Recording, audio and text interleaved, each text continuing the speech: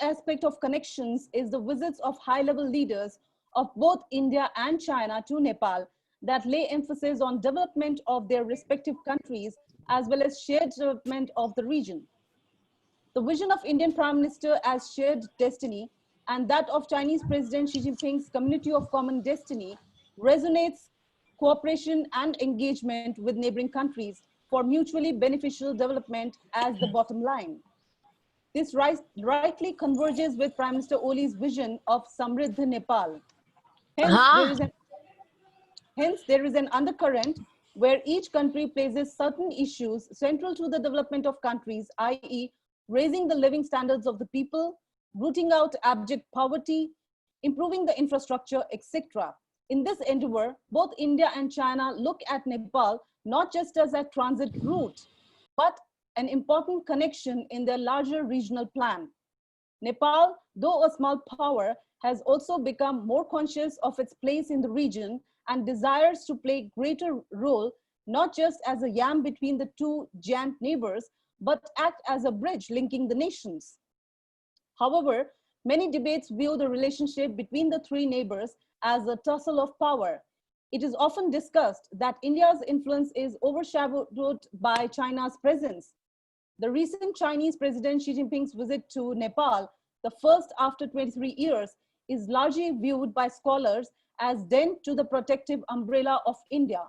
Alongside the narrative of 2015 blockade raising anti-India sentiments in Nepal are projected as a collateral damage for India-Nepal ties, further aggravated with the dispute of Kalapani, Lipu Lake, and Limpiodhara. These discourses mainly take the view of big power relations and small state diplomacy. However, they fail to look at small state as rising power, more conscious of their role and position in the larger geopolitics. More significantly, these narratives fail to incorporate the changing geo-economic asymmetry that is bound to reshape the matrix of the region. Hence, the old schools of thought today rest incapable to address the current realities, and there is an imperative need to explore the current changing phenomena from new theoretical and practical discourses. The new approaches will need to look at the cooperative strategies as well as the opportunity challenges.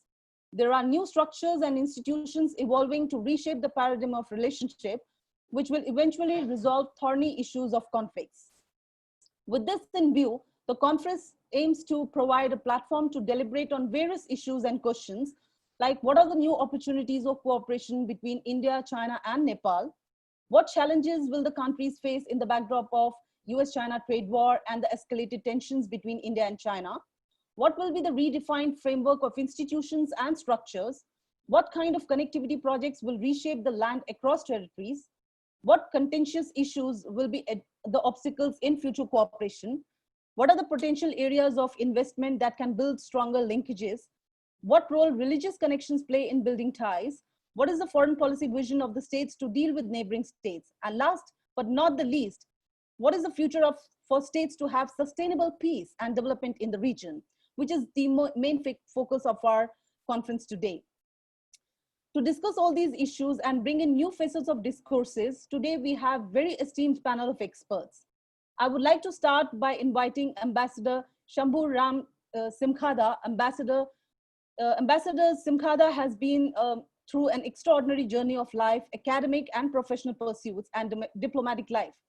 His last diplomatic posting was permanent representative of the United Nations and other international organizations, including the World Trade Organization in Geneva. In that capacity, he helped successfully negotiate Nepal's accession, making it the first least developing country to get WTO membership. He also served as Nepal's ambassador to Switzerland and chairman UN Human Rights Council. Interestingly, he has published books on India-China-Nepal relationship. Hence, there cannot be a better person to start this webinar. And so I request over to Ambassador Simkhada ji to make his presentation. And I would request every speaker to just be as confined to 20 minutes or so. Thank you very much. Thank you, Professor Kochhar. First of all, namaste, good morning. First of all, I want to begin by congratulating Professor Kochhar for organizing this very timely webinar. And of course, also thanking her for making me a part of this discourse with so many very distinguished scholars and practitioners. Well, right at the beginning, I think as an organizer, Professor Kochhar made the very appropriate sort of backdrop to our discussion. And when she said that there are difficulties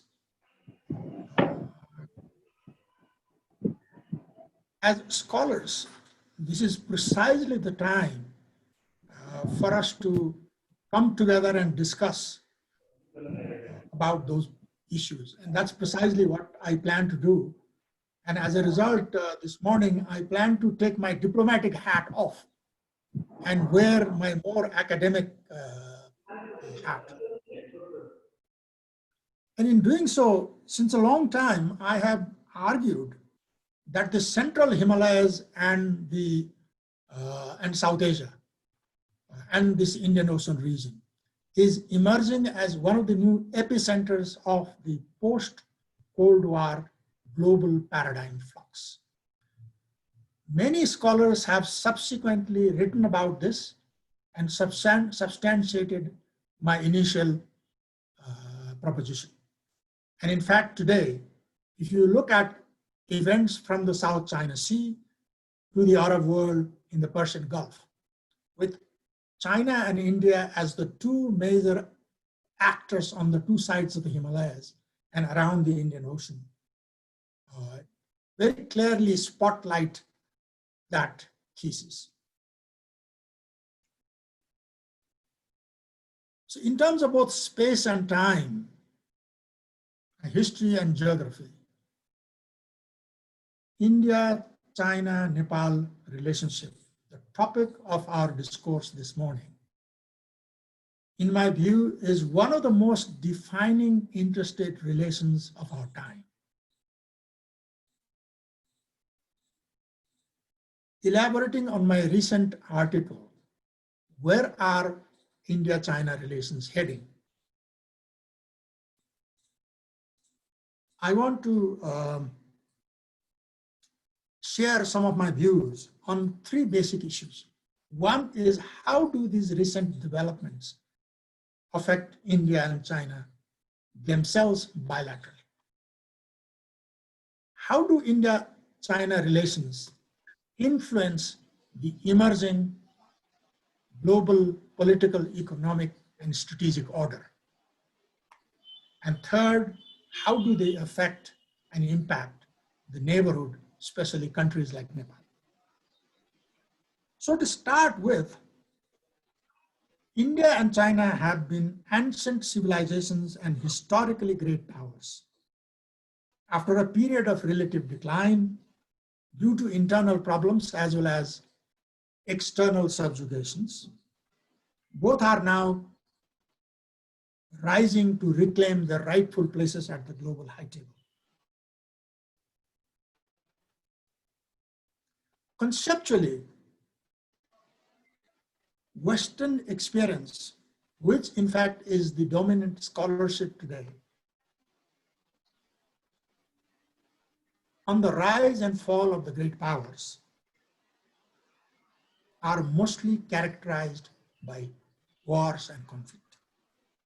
This is clearly articulated by many Western scholars themselves, and most eloquently presented by two very well-known Western scholars, Professor Paul Kennedy on his well-known Rise and Fall of the Great Powers, and secondly, more recent book of Graham Allison on Destined for War, talking about the Thucydides trap in US-China relations.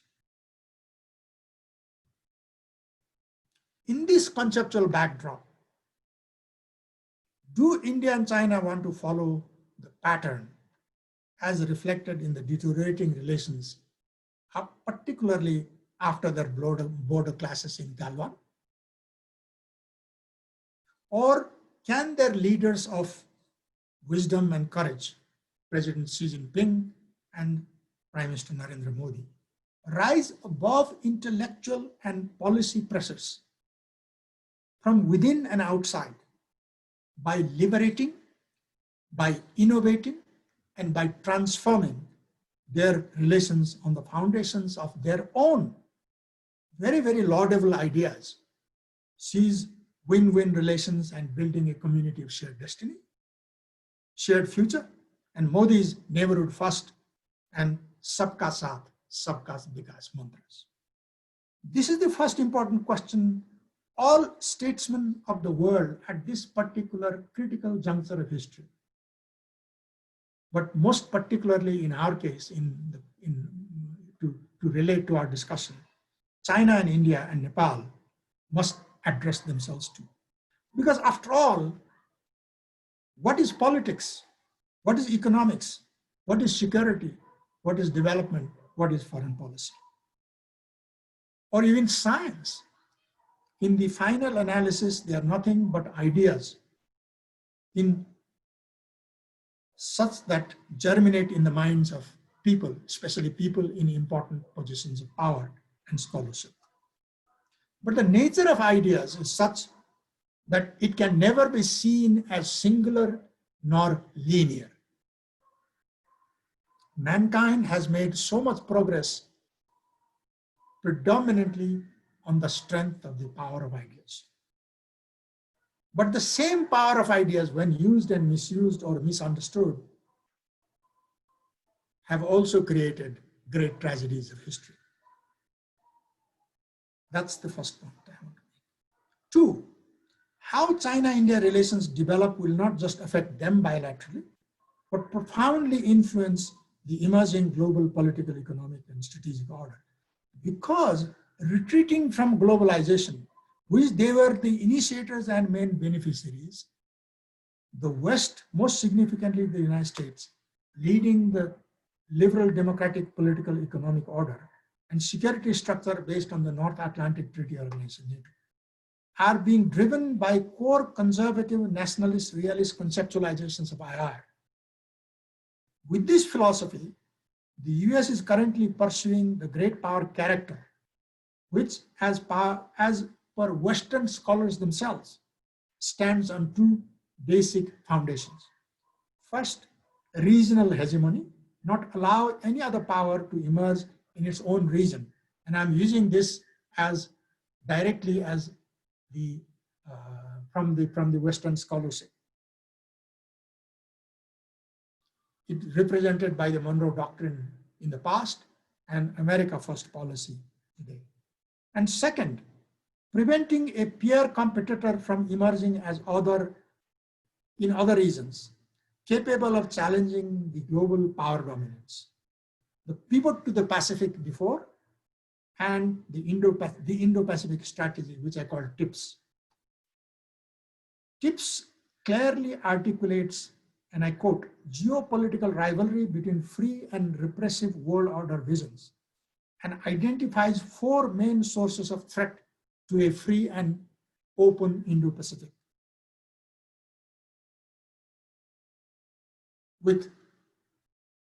These are again the terminologies of the TIPS. The PRC as a revisionist power as the top on that list. This means the US will do all it can to contain China's rise as a peer competitor in the Asian region, with potential to challenge it in other regions in the future. Many now think, in fact, as all of you know, China has emerged as one of the important agendas in the forthcoming US presidential election. But many think that form might change, but in substance, this will continue even after the election, which means of risks making US-China Cold War an enduring feature of future international politics. Now, how does it relate to our discussion on India-China-Nepal relations? The change from the Pacific to the Indo-Pacific as the US foreign policy and security policy priority and main forward power configuration and force deployment in this region reflect the centrality of India in the US strategy of forging a more robust liberal democratic security alliance to contain the rise of China under the leadership of the CPC. In this sense, what role India decides to play will profoundly influence the future. In this situation, India will also come under tremendous pressure to choose sides, as already hinted by recent remarks of Minister of External Affairs, Dr. S. Jaiswal's comment on non-alignment. This in turn, in my view, will also be greatly influenced and depend on China and how it deals with its neighbors. Now, the third part, from the perspective of neighbors, especially like Nepal, surrounded by India and China on both sides, what is the impact of Sino-Indian relations? Conceptually, this relates to the nature of interstate relations, particularly among neighbors with asymmetric power relationship. Their aspirations for economic development, but also sovereign independence. What approaches they pursue in foreign and national security policies in the new digital age will also largely depend on how bigger neighbors, in this case, India and China, treat their neighbors. This will also showcase India and China's foreign and security policies as great powers. In other words, together, do India and China want to build a new rules and norms-based global order of sovereign equality of nations as reflected in the UN General Assembly? Or do they seek to reorder international relations vis-a-vis the previously more powerful, but continue to pursue the same old power hierarchy reflected in the UN Security Council when it comes to their own dealing with the, I quote, less powerful? This has been the real paradox of post-World War II global political, economic, and strategic order, as a result of which the post-war vision of collective security, prosperity, and dignity, which the UN was created to promote, has failed utterly. In that sense, what approach China and India take will influence the approach of the smaller countries and their own relations with extra-regional great powers.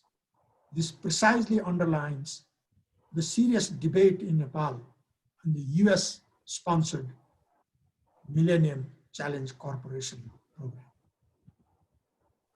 Except for the short border war in 1962, it is noteworthy that historically India and China, as ancient civilizations and great powers, have not had wars between them.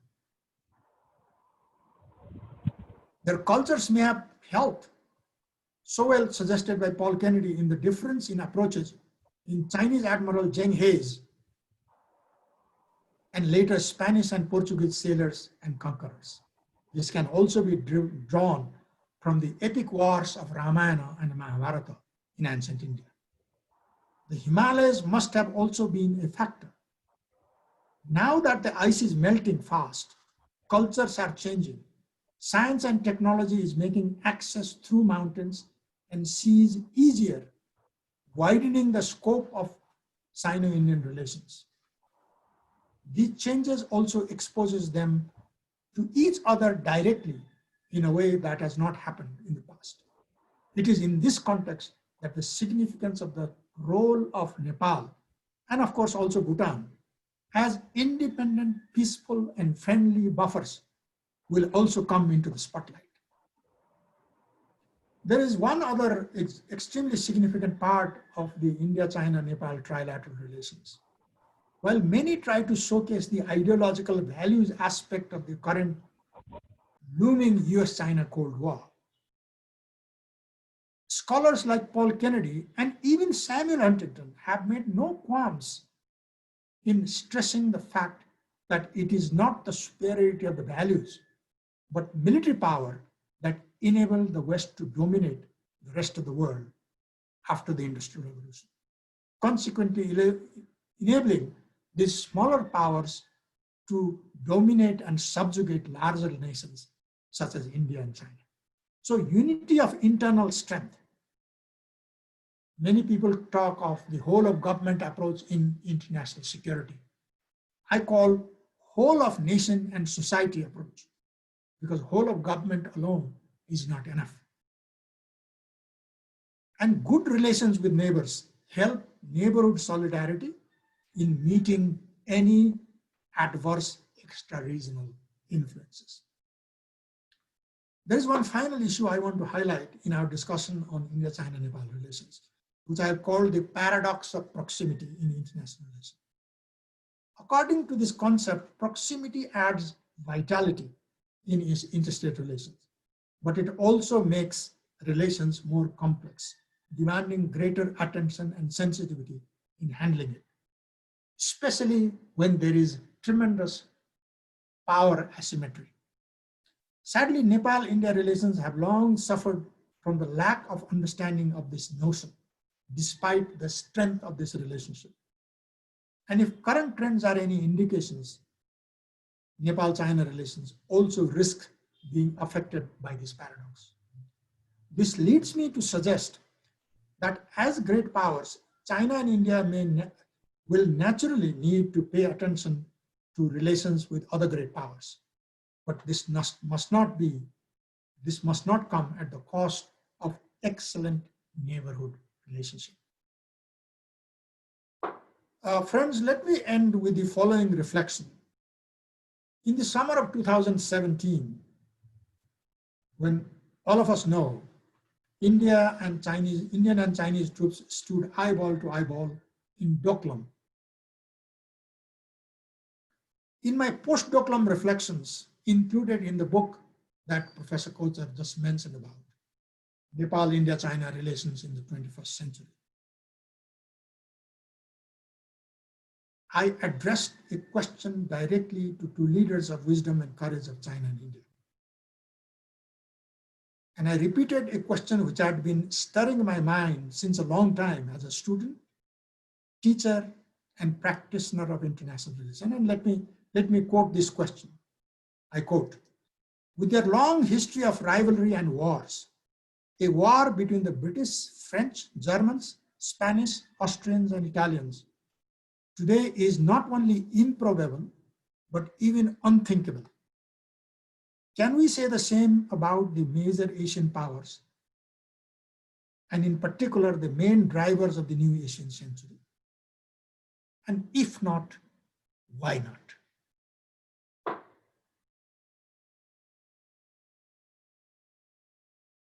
If the Europeans can interconnect themselves through networks of tunnels and trains underneath the ocean and across the Alps, and aircrafts in the sky, and remodel their statecrafts through vertical and horizontal evolution of their institutions, why can't the great trans-Himalayan civilizations that dominated the early world start combining their traditional wisdom, for which they are known, and modern knowledge and technology for a new stage of China-India relations in the 21st century?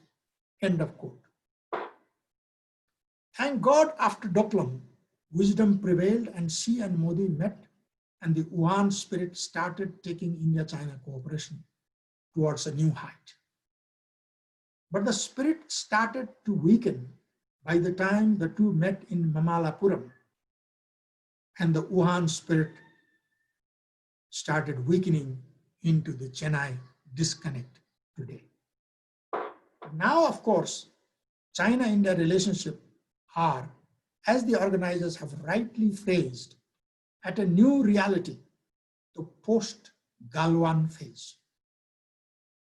My latest piece, From Doklam to Galwan, Which Way Are India-China Relations Heading, is basically motivated by the wish to rewire the Chennai disconnect back to the Wuhan spirit. Because what happens to India-China relations can affect the world, but certainly will affect themselves and their neighbors. I hope our discussion can contribute in taking the economic, technological, education, and people-to-people cooperation to greater heights.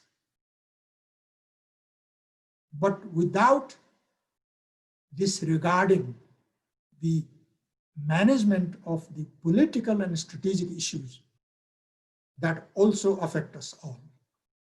Thank you, ladies and gentlemen. Thank you, Ambassador Simkhada. It was really, really interesting and very valuable comments that you have made, really enriching for our knowledge. I mean, we could really understand a lot of things. And of course, very rightly pointed out, when European Union, after long wars, can think about connectivity, can think about relations from geo-economic perspective, why in this region we cannot have? I mean, this proximity should not be a hindrance between us as an obstacle, that why we are close to each other. I think China-Nepal relations had certain issues influenced by India. India-Nepal relations have some issues, but I think the very recent meeting that is going to happen on August 17, the high-level meeting between India and Nepal, is going to reset those relations. And I hope that India-China relations are going to be reset again. And as you rightly said, there would be something like an Wuhan spirit coming back to us in a different manner. Probably the leaders would think differently. With these great words, and we will have a lot of questions, because I'm sure that many people have really got some insights and thought-provoking information from your presentation. We now move on to Dr. Huang Zhengduo, who's an associate professor of South Asian economy at the Institute of South Asian Studies, Sichuan University of China. His academic experience includes visiting scholar in Johns Hopkins University. His main area of research is China and South Asian countries, as well as South Asian economy. He's presently the director of Nepal Study Center in SCU, and therefore he understands the complexity that we are talking about today.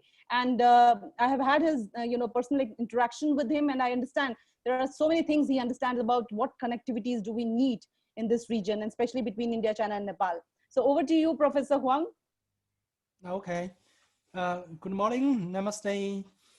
And so first of all, thank you for Professor's invitation to take part in this conference, this seminar. Okay, first I would like to share my PPT presentation.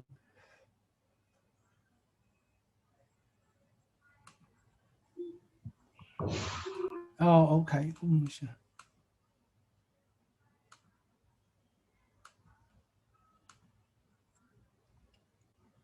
Can you see the PPT here? Yes, Professor, we can see your PPT, but you have to make it in the running mode. Screen. Okay. Just play it. Okay. Yeah, sure. That's fine. That's fine. Yes, my topic is China-Nepal economic trade and trade cooperation in the new era, status quo and countermeasures. And the first part is the status quo of China-Nepal economic and trade cooperation. And please look at this table. We can see the bilateral trade volumes reach the $127 million in 2003. And then the China-Nepal bilateral trade volumes rise rapidly. And then this bilateral trade reaching $400 million in 2007, and it declined to $381 million in 2008. But you look at the the trade volumes reached 2.3 billion in 2014. It's the highest in history. But the trade volumes sharply declined to the 860 million in 2015. I think that is because the earthquake in Nepal, so some of the parts was closed. So now the next year, the trade, the bilateral trade was only 1.5 billion in 2019. I think the trade imbalance was also a problem. China has been in a surplus position, and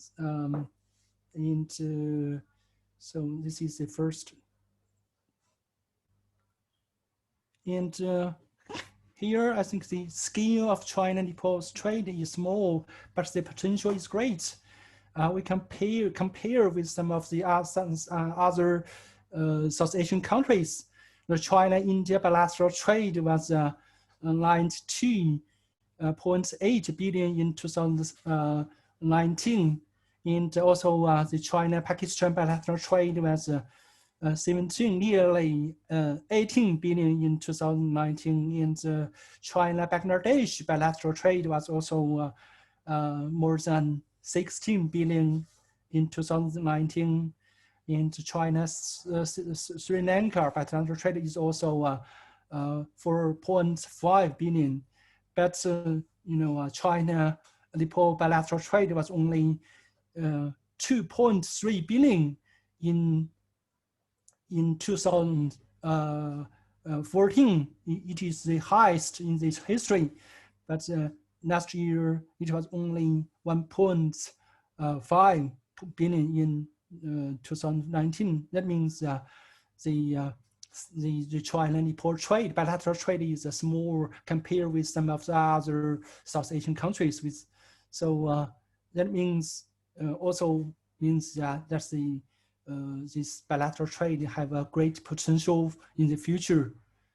And the next one is the China-Nepal bilateral trade is complementary, though the trade structure needs to be further optimized. Here I just want to talk about from these two ways. That's export commodities from China to Nepal as the high value added products, while those from the Nepal to China as the main raw materials into primary processed products. So therefore, the China-Nepal trade is highly complementary. And the trade between the Chinese provinces and the Nepal differ greatly. Here we know the Tibet takes up a large share in the total trade with Nepal. Nepal is the largest trading partner of the Tibet Autonomous region, and Tibet's trade accounts for about 90% of the China-Nepal trade. So that means the other parts of China, the inland of China, have a small trade with the Nepal. So in the future, we can do more to change this situation. And here next, we want to talk about the developing opportunity in Sino-Nepalese economic and trade cooperation. We know in the history, China and Nepal have a long trade history between these two countries. And China and Nepal enjoy 100 years history of interaction in 399 Fashion, a revered monk in Eastern Jin dynasty lived Chang'an. Chang'an, that is the capital of Jin dynasty, and pilgrimage to Nanbing. So, and the relations reached most prosperous period in the 7th century with the visit of the Xuanzang in Tang dynasty. Yes, in Yuan dynasty, Ali Go, he's a very famous Nepalese artist and craftsman, came to China and supervised the construction of the White Pagoda Temple in Beijing. The Nepalese princess also married Songzang Gambu, the founder of the Tibetan Empire. That means in the history, China and Nepal have a long trade.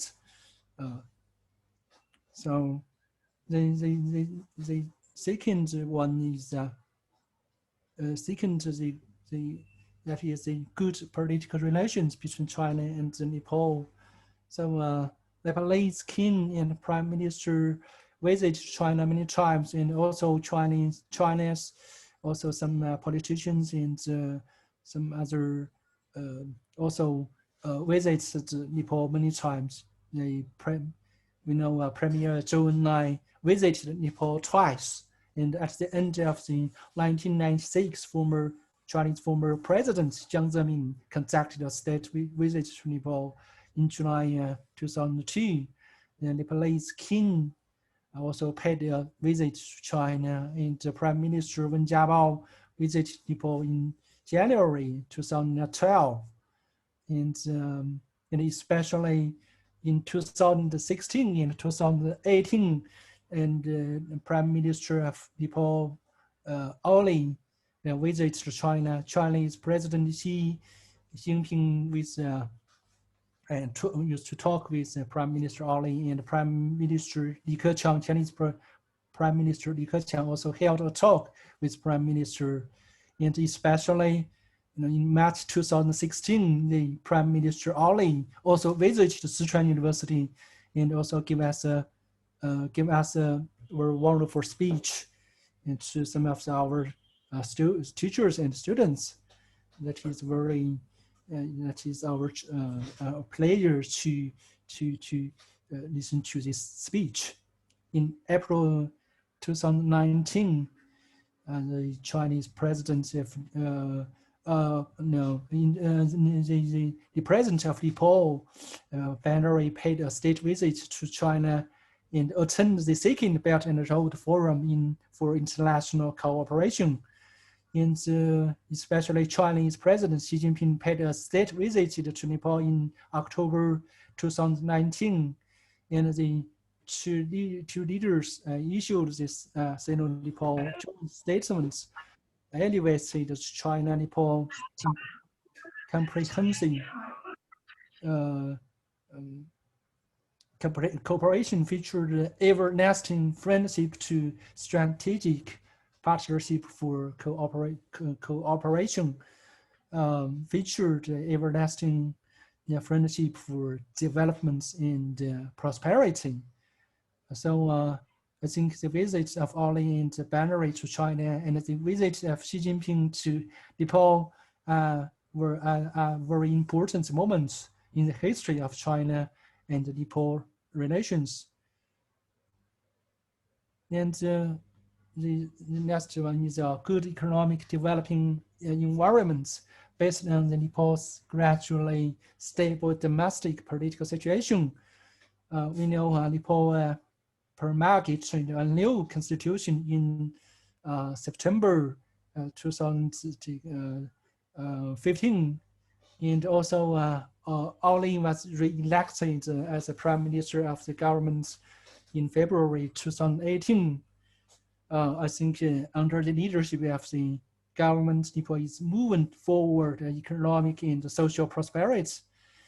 But we know nowadays there are some problems or some conflicts in the ruling part.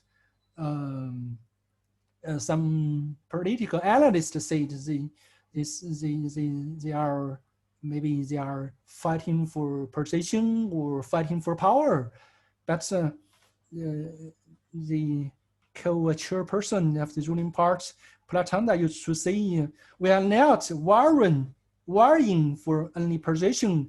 We are for securing the future of people and the nation. Our responsibility is to ensure stability.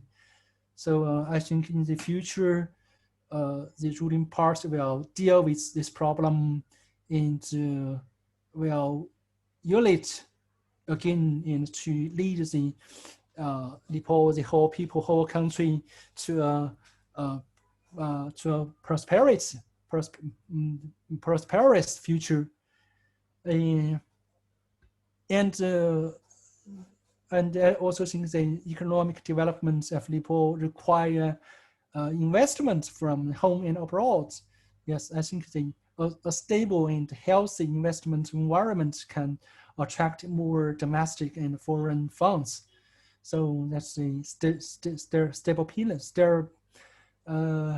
stability of the domestic situation is very important for the FDI for the attracting more FDI. And next, I want to talk about the tactics for promoting Sino-Nepalese trade. The first one is strengthening the infrastructure construction to encourage FDI and to enhance the industrial competitiveness. I think the Nepal government could strengthen the consolidation of different political parties to ensure the political stability for the sake of the sustainable economic development strategy and economic policy. Besides, Nepal could sign investment promotion and protection agreements with China and other countries so as to heighten other countries' confidence in Nepalese into social development and bring about more FDI. So in terms of the creating industrial patterns, Nepal could make the most of their superiorities to give full play to their competitive advantages. For example, to cultivate and strengthening the traditional industry. And I think nowadays there is some cooperation between China and Nepal to build some of the industrial park. I think recently China and Nepal has built 2 industrial line, the industrial park. I think one is in the Eastern Japa district, another is in the Chitwan. I think that is a good start of the industrial parks building. Make the most. The next is making the most of the geographic advantage to enhance the development of transit economy.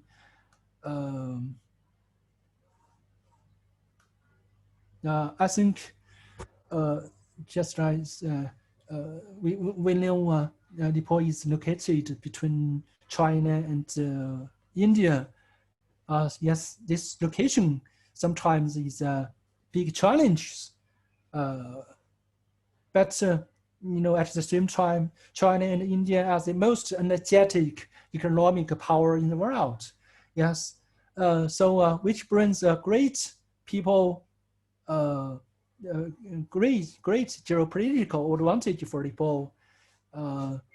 If China and Nepal exchange goods by sea, it takes about 55 days for the freight vessel through the sea routes.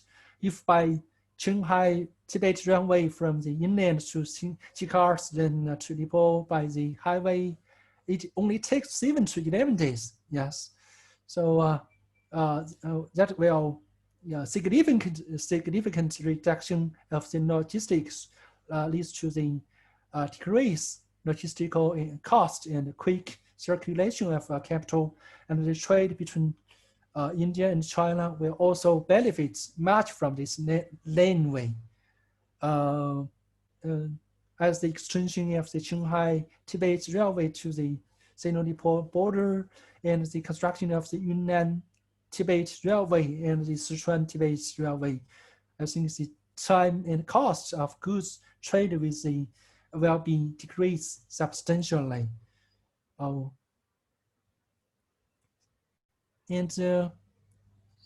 next is strengthening the hydropower cooperation by the exploiting the Nepalese rich water power resources.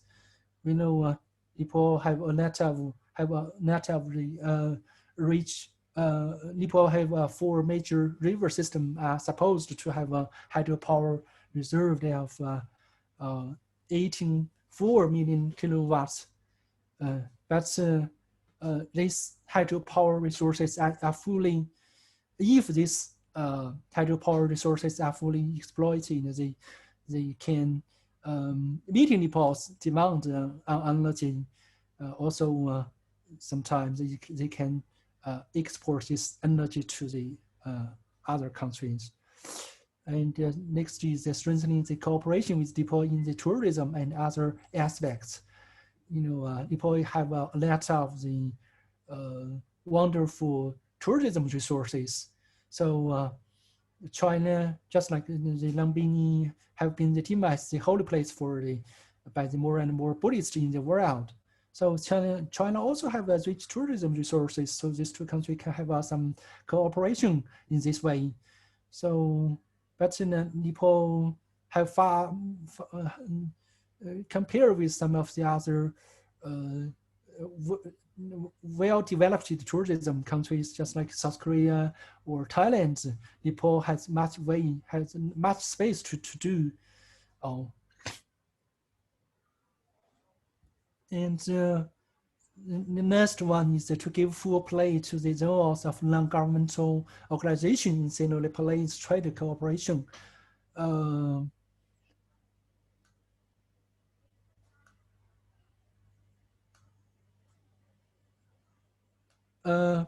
In Sino-Nepalese economic and trade activities, various non-governmental organizations play a very vital roles, among which the Nepal-China Non-Governmental Cooperation Forum is particularly indispensable.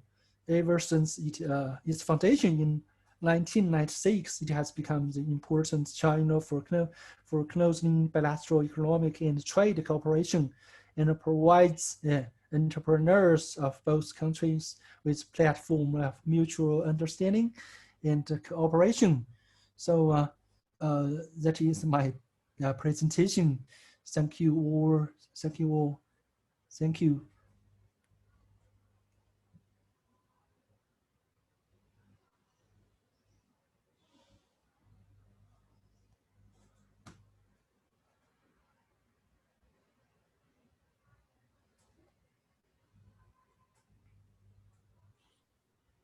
Yeah, hello. Sorry. Thank you, Professor Huang. It was very interesting. We could know a lot many things about what China is doing in Nepal in terms of the industrial parks, how China-Nepal is really having a different kind of relationship. There are definitely certain concerns, and I'm sure in question and answer, some people will raise about that. But I think the significant factor is that China is clearly wanting that Nepal should have a stable government.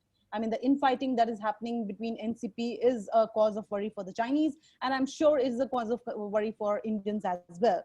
We also want more stable government and stability in our neighborhood, because that also is conducive for a peace in the region.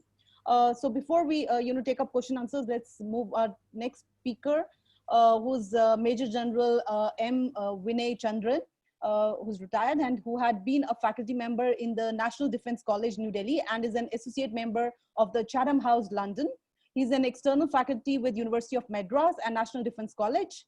He has been a research guide for many Indian and foreign officers, including those from Nepal. He's presently pursuing research work on...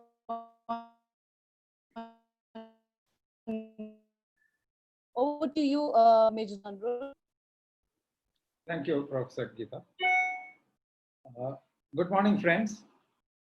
At the outset, I would like to express my gratitude to Dr. Geeta Kochhar for inviting me to speak in this wonderfully educative webinar being conducted by the Nepal Institute for International Cooperation and Engagement in collaboration with CREAT.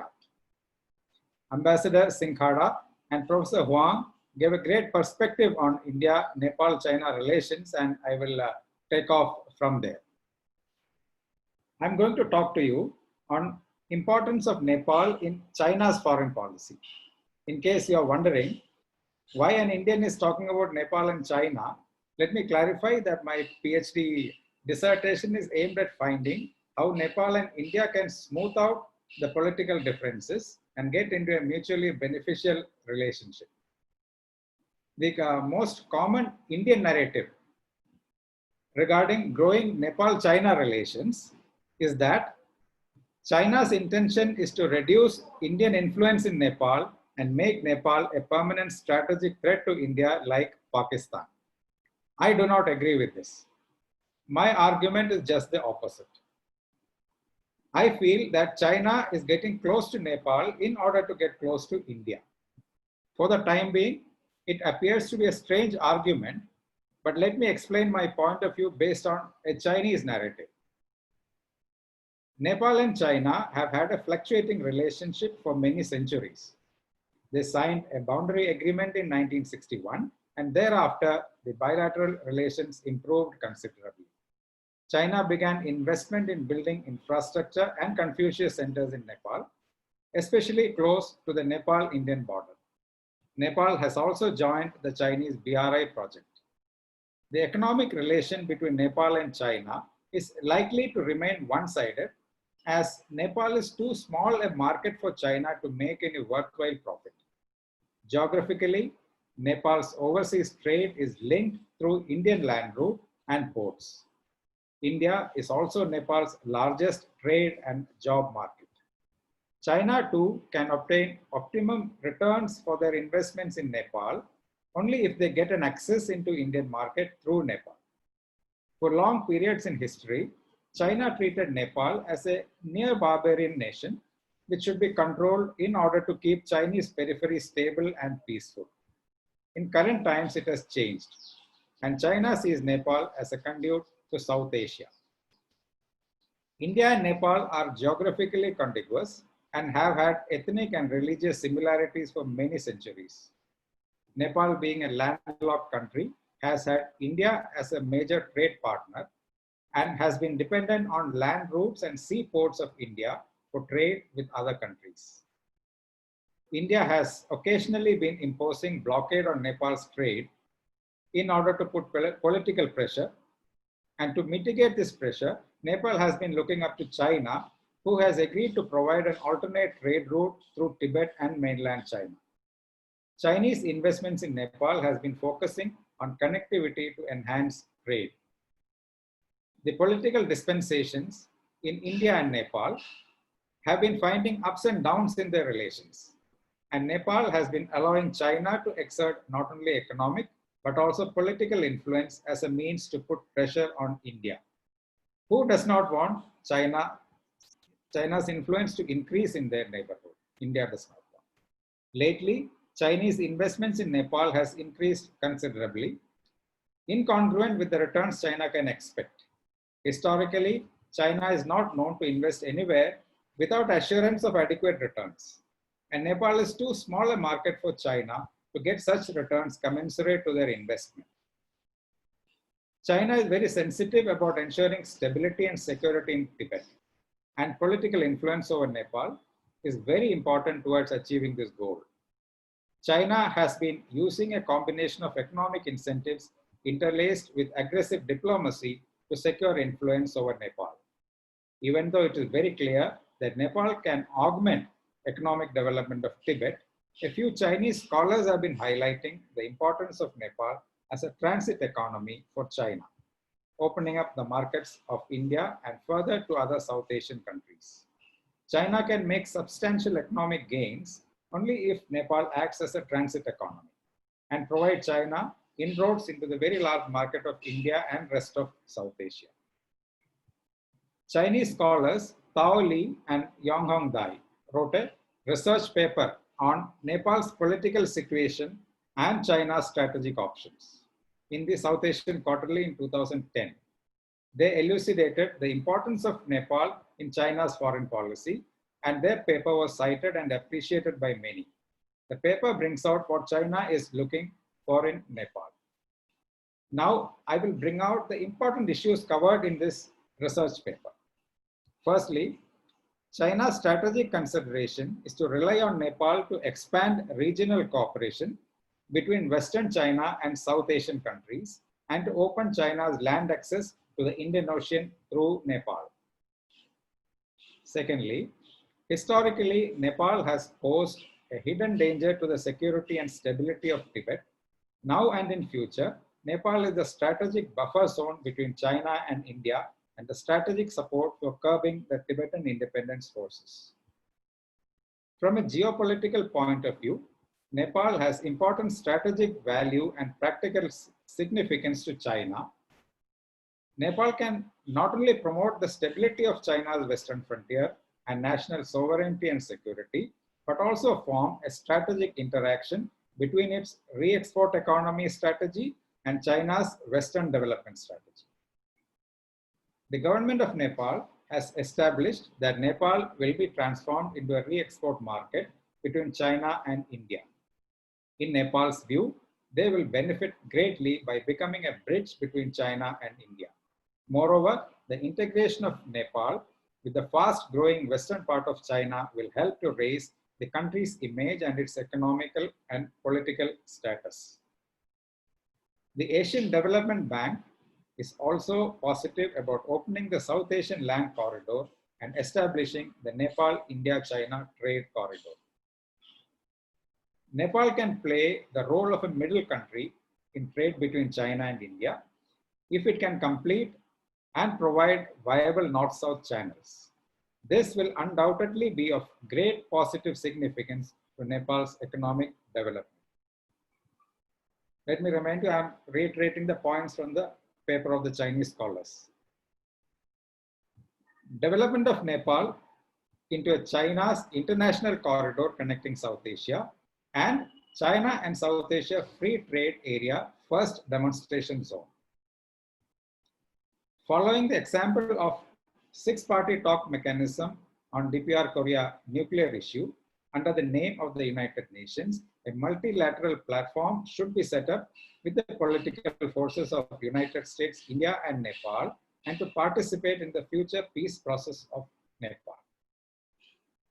Some anti-China elements in India and Tibetan separatists colluded inside and outside, especially anti-China voices in the Indian media.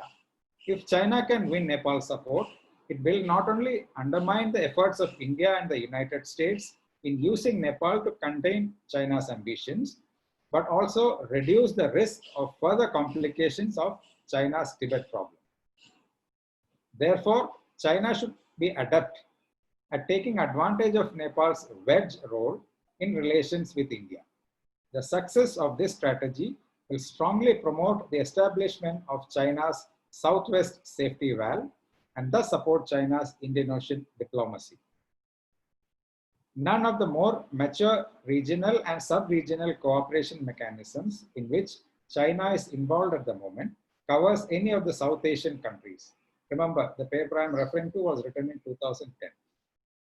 And therefore, the development of China's cooperation with South Asian countries requires the establishment of an effective China-South Asia Regional Cooperation Organization.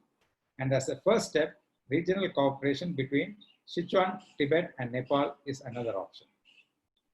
Through this regional cooperation, Nepal will develop into China's international corridor to South Asia and a China and South Asia free trade area first demonstration zone to promote China's southward development strategy, safeguard perimeter security, and promote stability and development of ethnic areas.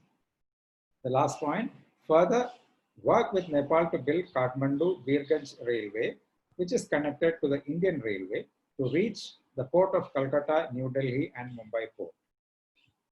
All these point to the fact that China's ultimate aim is to get into the large Indian market and gain entry into the Indian Ocean. For the time being, China's overtures into Nepal are apparently antagonistic to India. But once the infrastructure connecting Tibet to Nepal-India border is complete, China will change the narrative to bring Nepal and India closer to extend the connectivity into India.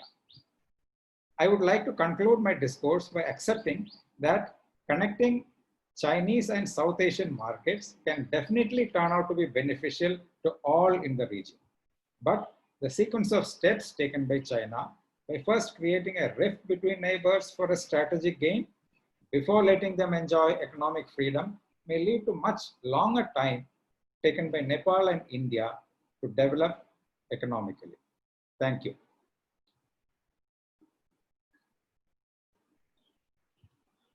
I have finished, Dr. B.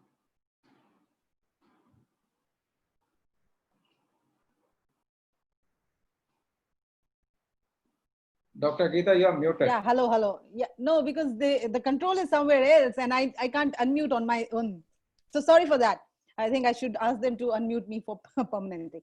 Thank you, Major General Vinaya. It was really interesting to hear a different perspective from the outlaw, rotten narrative we've been listening all the time, loud noises about China is capturing Nepal, India is losing the control on Nepal. I mean, these kind of narratives are really, really strong enough, not a very academic way of looking at things and how India and China can cooperate in Nepal, or whether Nepal wants to cooperate with both the neighbors equally or not. So there has been, a symmetry of narratives being floated. And I think you gave a different perspective, a new light on what Chinese foreign policy would be in terms of, Nepal, whether Nepal can be looked at as a transit or as a, conducive country to support the South Asian interaction of China. And how, Tibet is going to be a major player in that, in the sense if Tibet is open to, connectivity with Nepal and also with India, I think there would be a different kind of, connections and understanding. A strategic new vision may arise, because as of now, India's connectivity is through Yunnan more than, Tibet. We are not directly linked to Tibet. I think these things can be looked into. And before we, go into the Q&A session, let's go to our next speaker, who's and especially, thinking about the theoretical discourses, because we'll be talking about how practically there are, issues and what are the issues on each side. We need a theoretical discourse on the evolving relationship, and we will not be able to comprehend how to advance this relationship without understanding the, more academic theoretical basis of it. And for that, we have Dr. Bawa Singh with us, who is officiating in charge at the Center for South and Central Asian Studies, Central University of Punjab, Bhatinda. His areas of research mainly focus on geopolitics of South and Central Asia, Indian foreign policy, maritime security, and regional cooperation. He has published extensively on the evolving dynamics of relationship, and he will be speaking on theoretical contextualization of hegemony. Would China be a hegemon in the post-COVID world order? Over to you, Babaji. Thank you, ma'am. Thank you very much. So, dear friends and panelists, first of all, I would like to extend a very warm thanks from my core of heart to the organizers and NIICE, CREAT, and especially Dr. Geeta Kochhar for giving me an opportunity to share my ideas on theoretical contextualization of hegemony. Would China be a hegemon in the post-COVID world order? So in this recent past, a lot of debates have been going on regarding the changing world order, where two major powers like US and China have been locking horns. If I may interrupt, sir. So your video is not visible properly. Can you adjust the camera, sir? Yeah, thank you, sir. Where the two major powers like US and China have been looking horns over the maintaining a status quo or acquiring the hegemony. So having realized the large size of economy, modernization of PLA, nuclear power status, largest military manpower in the world, having advanced and sophisticated science and technology innovations and inventions, strong influence in the global governance institutions, challenge to the global institutions, expanding geopolitical and geostrategic, geoeconomic influences of China in the many regions like Indo-Pacific, Eurasian region, European Union, Asian, Latin American. And in this background, China threat theory have been floated by Chinese main competitors like the USA, Japan, and India. So on the other hand, China has tried to mollify these threats by the doctrine of China's peaceful rise. So in this background, the debate has been going on is that China has become a hegemon or not. So answer of this question lies in the womb of the future. Therefore, one cannot answer with this certainty. However, Lane has argued that there was a popular view among the policymakers and foreign policy scholars that the US's large size of economy, powerful military, sophisticated and advanced technology would remain unmatchable for the other countries, and the dominance and hegemony of the same cannot be challenged in the near future. So to me, what appears to me, it seems that the COVID-19, particularly the post-COVID-19, ongoing COVID-19 has made the picture partly clear regarding the world order in which country would likely going to fall in these shores in the coming time. So my topic is critical contextualization of hegemony. Would China be a hegemon in the post-COVID world order?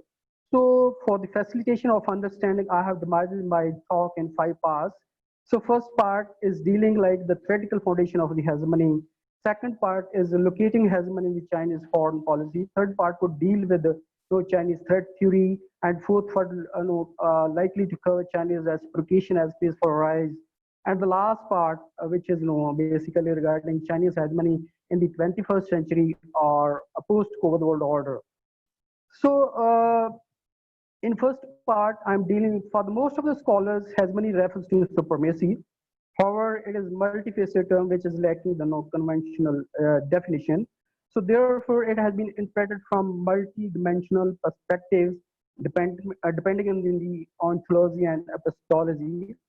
Hegemony can be seen through some schools like realism, liberalism, constructivism, Gramscianism, and hegemony stability theory. These are dealing hegemony in a very detail, but I would like to keep myself very brief so that I can conclude my talk in a stipulated time. So in general term, the hegemony refers to basically preponderant material power, which is basically considered the main source of the hegemony, whereas on the other hand, it is also conceived that hegemony comprises partly of leadership, including the domination over the others. So I conclude all the scholars of who had been working on hegemony. So first, Robert Cohen. The basically concept of hegemony given by Robert Cohen in the International Relations, and as per his studies, I find that study hegemony basically consisting of politically in the words in general term, in terms of internal politics can be political, and in the term of internationalization we have to see how hegemony deals with geopolitically, and so hegemony consists of politically, economically, and militarily predominance of one state over the others. So Cohen has stated that hegemonic power is basically conceptualized as a powerful actor that establishes the international rules and ensures to be followed by subordinates. Therefore, hegemony can be taken as international leadership, which perceived to be a bit complex to comprehend.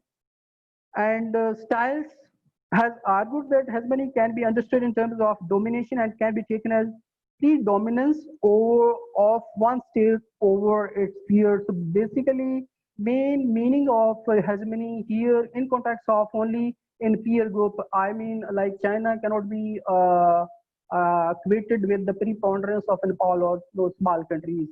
So here, Style has to understood in terms of like China can be only equated with US, not with like smaller countries, etc., etc. So similarly, Cox has conceptualized the hegemony as dominance of one state over the other. So here, any state can be equalized with other states in terms of hegemony. So Russet basically has defined hegemony in terms of where soft power culture also the expanding of one country's culture to other countries can be taken as hegemony. So now, how realism school of international sees hegemony. So realism is one of the dominant school of in international relations, where it assumes that states are the chief actors of international politics, and states' behavior is being influenced by external milieux and internal environments.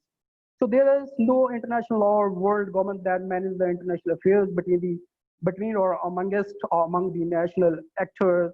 So basically here, power struggle used to become inevitable, and zero-sum game and war to maximize power used to become important elements of hegemony. So Dunn and Summit had argued that the school of realism had defined hegemony in terms of power and ability to use to dominate the behavior of other states. So similarly, in the school of realism, Seymour, who has argued that power is the basically currency of international politics, and states' actions are usually concerned with power politics within an international system. Similarly, Walters, another scholar of higher realism, has opined that nation states are looking at each other in terms of an economic and military power. Basically, he had given two important characteristics of hegemony, that is economic and military power in a relative manner. So, as per the study of realism school of thought, hegemony basically comprises of economic capability, resource endowments, military strength, and of course diplomatic power. So the other school of hegemony is liberalism, and the main focus of this school on hegemony used to give focus on a specific type of leadership which is supposed to be exercised by the hegemon. So Cohen has defined hegemony as a situation in which one's state is powerful enough to maintain the essential rules governing interstate relations and willing to do so. So hegemony can be maintained less by coercion and more by consent. So the main focus of this liberalism theory is hegemony can be maintained by less coercion and more it is to be by the consent. So consent from the other states become a guiding principle of making or enforcing the rule of hegemon state. Another scholar of liberalism school of Eikenberry, who had echoed the same views which are in line with the liberal ideas of hegemony, and he defined hegemony as basically that which refers to rule and regime based order. Here basically the main focus of hegemony is hegemony refers to basically rule and regime based world order created by leading states, and it also provides some public goods. It also provides various networks of reciprocal communications and influence by the hegemonic state. So therefore, liberal economic order relies on more shared interests, rule of law, and constitutional with major are the major elements of liberalism school of hegemony. The next theory which deals with hegemony, that is hegemonic stability theory. And Charles P. Kinderberger, he was considered as the father of this theory, who regarded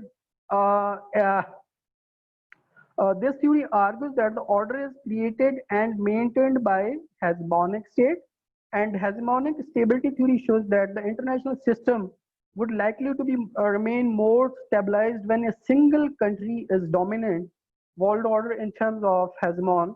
So hegemon state exercise its leadership in terms of diplomacy, coercion, persuasion that can be put as deploying its preponderance of power. So Goldstein, which is one of the major scholars of this theory, also argued that this is called hegemony, which refers to a state ability to single-handedly dominate the rules and arrangements. So this is a concern, the theoretical perspective of hegemony as. Now, how hegemony is basically figuring in Chinese foreign policy, and my part 2 of the talk is dealing with the locating hegemony in Chinese foreign policy. Basically, if we see when China got independence from independence, and that time its economy was very at the poor lowest. So at that point of time, if you see the contribution of economy of the size of the economy or contribution of the Chinese economy in the world, it was near about 2% to 3%. So in that sense, China had been remained up to 1979 very in poor conditions. So there was no question of hegemony at that point of time in Chinese foreign policy for a long time. So Deng Xiaoping addresses the United Nations Assembly in 1974, wherein he arguably accepted that there is no possibility of dominance sought by the Chinese leadership. So similarly, one Chinese defense white paper came into 2009, where again they had asserted that the China will never seek hegemony or engage in military expansion or even in the coming times at all. So similarly, Hu Jintao, when he was speaking in 2004, he also argued that China will continue to pursue its independent foreign policy of peaceful development. So there are no question of hegemony at all. So similarly, the last 8 point of diplomatic philosophy, figured in Chinese foreign policy, where again they have not touched the concept of hegemony. So the main focus of 8-point diplomatic philosophy of China is no power politics, no interference, no imposition of ideology, etc., etc. So in that sense, no question of hegemony at all in the foreign policy till the time Xi Jinping taken over as the president of China. So part third, I'm dealing how China threat theory has been emerged and how China tried to mollify the Chinese threat theory on part of its competitors. So in the background of spectacular performance of China and its expanding influence in geoeconomic influences in almost all regions and expanding influence of global governance institution, the concept of Chinese threat theory has been emerged, particularly on part of competitors like USA, Japan, and India. So in order to, there are several factors by which it can be substantiated the argument how China has become a threat for the US, Japan, India, European Union, ASEAN, Korean Peninsula, etc., etc. So for Chinese threat theory, the main threats or factors or drivers, basically as pointed out by its competitors, were like Marxist and communistic ideological orientation on part of China, modernization of PLA, expanding arms inventory, massive size of economy, world manufacturing hub, expanding geoeconomic, geostrategic, geopolitical influences, border disputes with neighboring countries, irredentism, and refusing to obey the international laws, etc., etc., posing a threat to the US power status, as well as India and Japan having border disputes. So on the other hand, the backdrop of emerging China threat theory to pacify the mounting cause of concern, the Chinese government has come up with the Chinese peaceful rise. So my part 4 deals with how paradigmatic shift taken place in foreign policy and how foreign policy has been reoriented to achieve the hegemony for China in the emerging world order. So part 4 dealing with the paradigmatic shift in the Chinese foreign policy with the taking over the incumbent Chinese President Xi Jinping in 2012. The continuity in the course of Chinese foreign policy has been changed from not seeking hegemony to initiate the plans for preponderance. China, one scholar, Chan has quoted Napoleon Bonaparte, who won the world about the centuries ago. China is sleeping lion. Let her sleep, for when she wakes up, she will shake the world. What is the relevance of that prediction of Napoleon in the present context? Has the sleeping lion has been awakened up? So this question has been addressed by President Xi Jinping when he addressed an audience in Paris, including where French President Francois Hollande were sitting. So there he said basically, today the lion has woken up. So in that sense, China tried to change a paradigmatic shift in its foreign policy, where all the leaders before Xi Jinping, they were not trying to follow a continuity in foreign policy, but the moment that Xi Jinping has taken over, he brought paradigmatic shift in Chinese foreign policy, where the more focus has been given on how to achieve hegemony for China. And my 5th part of the talk, Chinese hegemony in the 21st century or post-Cold World Order. So in the contemporary time, it has become a debatable question whether either China has already become a hegemon or it is underway to be so. If we take hegemony theories into account, where basically these theories have highlighted some important characters which constitute the hegemony, and theoretical perspectives hold that hegemony refers to preponderant material power. So in that sense, we have to see how Chinese economy performing, what is the size and how we can put in comparative perspective, particularly, in one of the statement of hegemony seeing is, a preponderance over the peers. So in that sense, we have to compare it with, USA, and at the same time, it is also with, preponderant of other over the other states. So we have to see also in context of other states which is not of the equal size of economy. And similarly, Robert Cohen has, referred hegemony, which is basically comprising of, political, economic, and military predominance of one state over the other. So in that sense, we have to see how these characteristics of hegemony basically figuring in, Chinese foreign policy. So now, how Chinese hegemony debate? There are basically two schools to deal with Chinese hegemony in the present context. One school saying that there is no hegemony at all in for China in the present context, but one school which is very strongly saying that China has already been merged as hegemon. So there is no question at all. There is no doubt at all about Chinese Chinese hegemony. So the first school in which basically which is the first school which is saying that there is no hegemony at all for the China, we have to see some scholars, basically Yang, who had challenged the premature assumption of shifting hegemony from the US to China, even given the latter's rapid economic rise at all.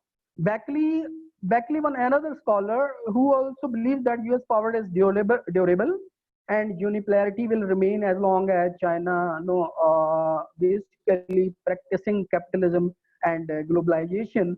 And another scholar, Blum, who has also argued that Chinese scholar views of the Chinese scholar about the hegemony competition between China, and he has also argued that there is no chance at all for China to be hegemon in the near future. Now, the other school, what other school, which is basically of the opinion that China has already become hegemon, what that school says about Chinese hegemony? Chinese hegemony, number of scholars are there. I will only quote 2-3 scholars so that I can complete my talk in time.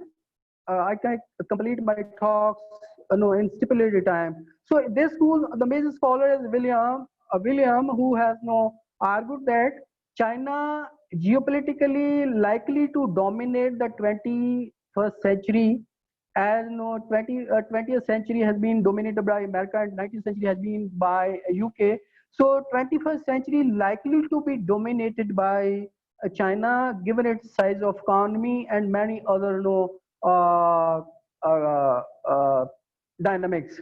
So other scholar like Troitsky has also argued that China keep on establishing number of regional institutions, particularly in Eurasian region and Asian region, and so those regional institutions likely to hold the Chinese influence not only in these regions, even at the larger context.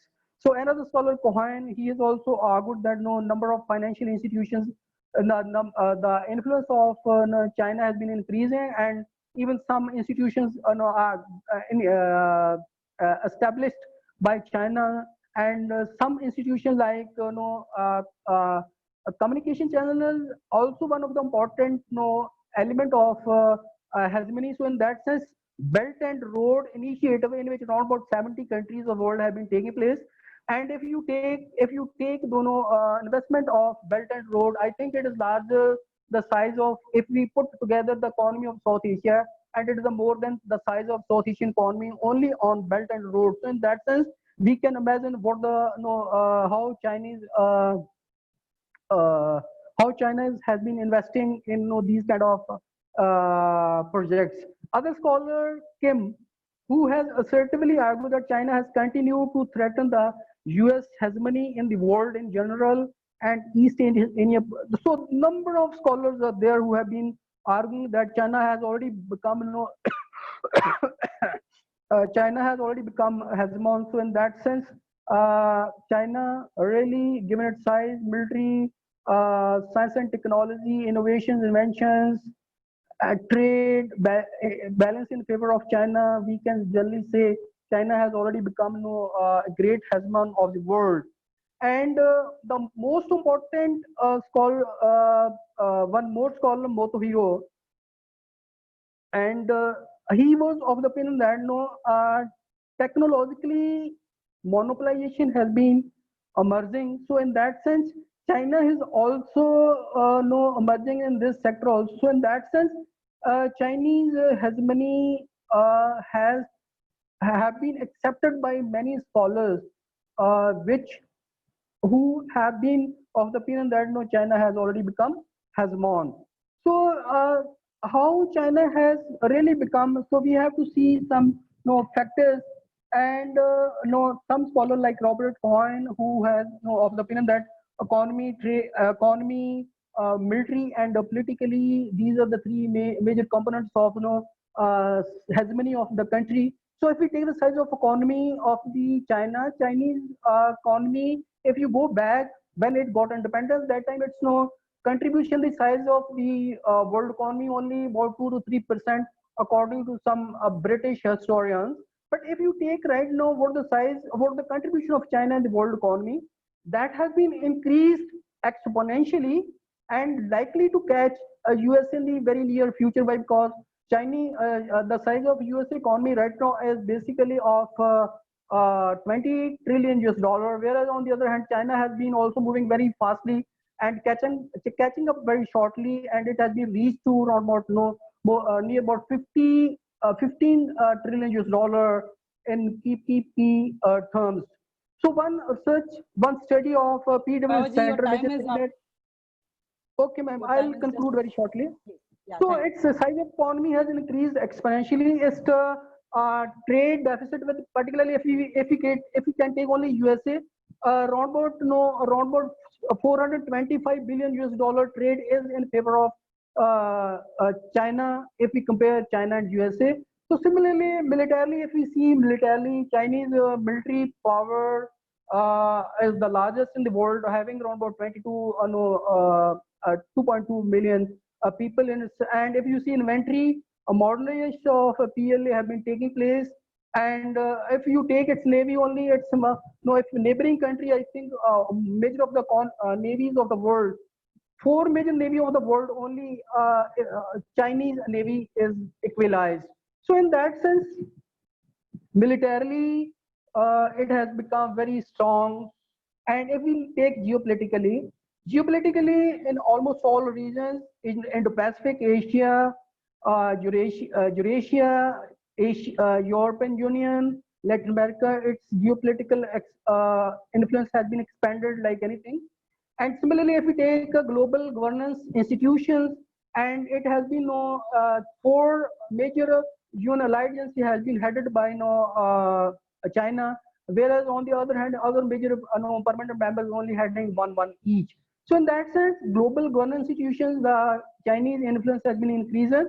And if you take loan given by China, a key institution of world economy, one report recently published, which is saying that around about 6 trillion US dollar loan has been disbursed by China to major a number of countries. And if you take connectivity, particularly in context of OBR, and around about it has been accepted by more than 70 countries, and the investment has been made on this major project more than the size of the economy of South Asia.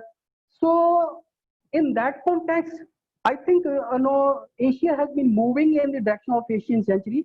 But to me, and recently, if we talk in terms of over the world order, China has given health.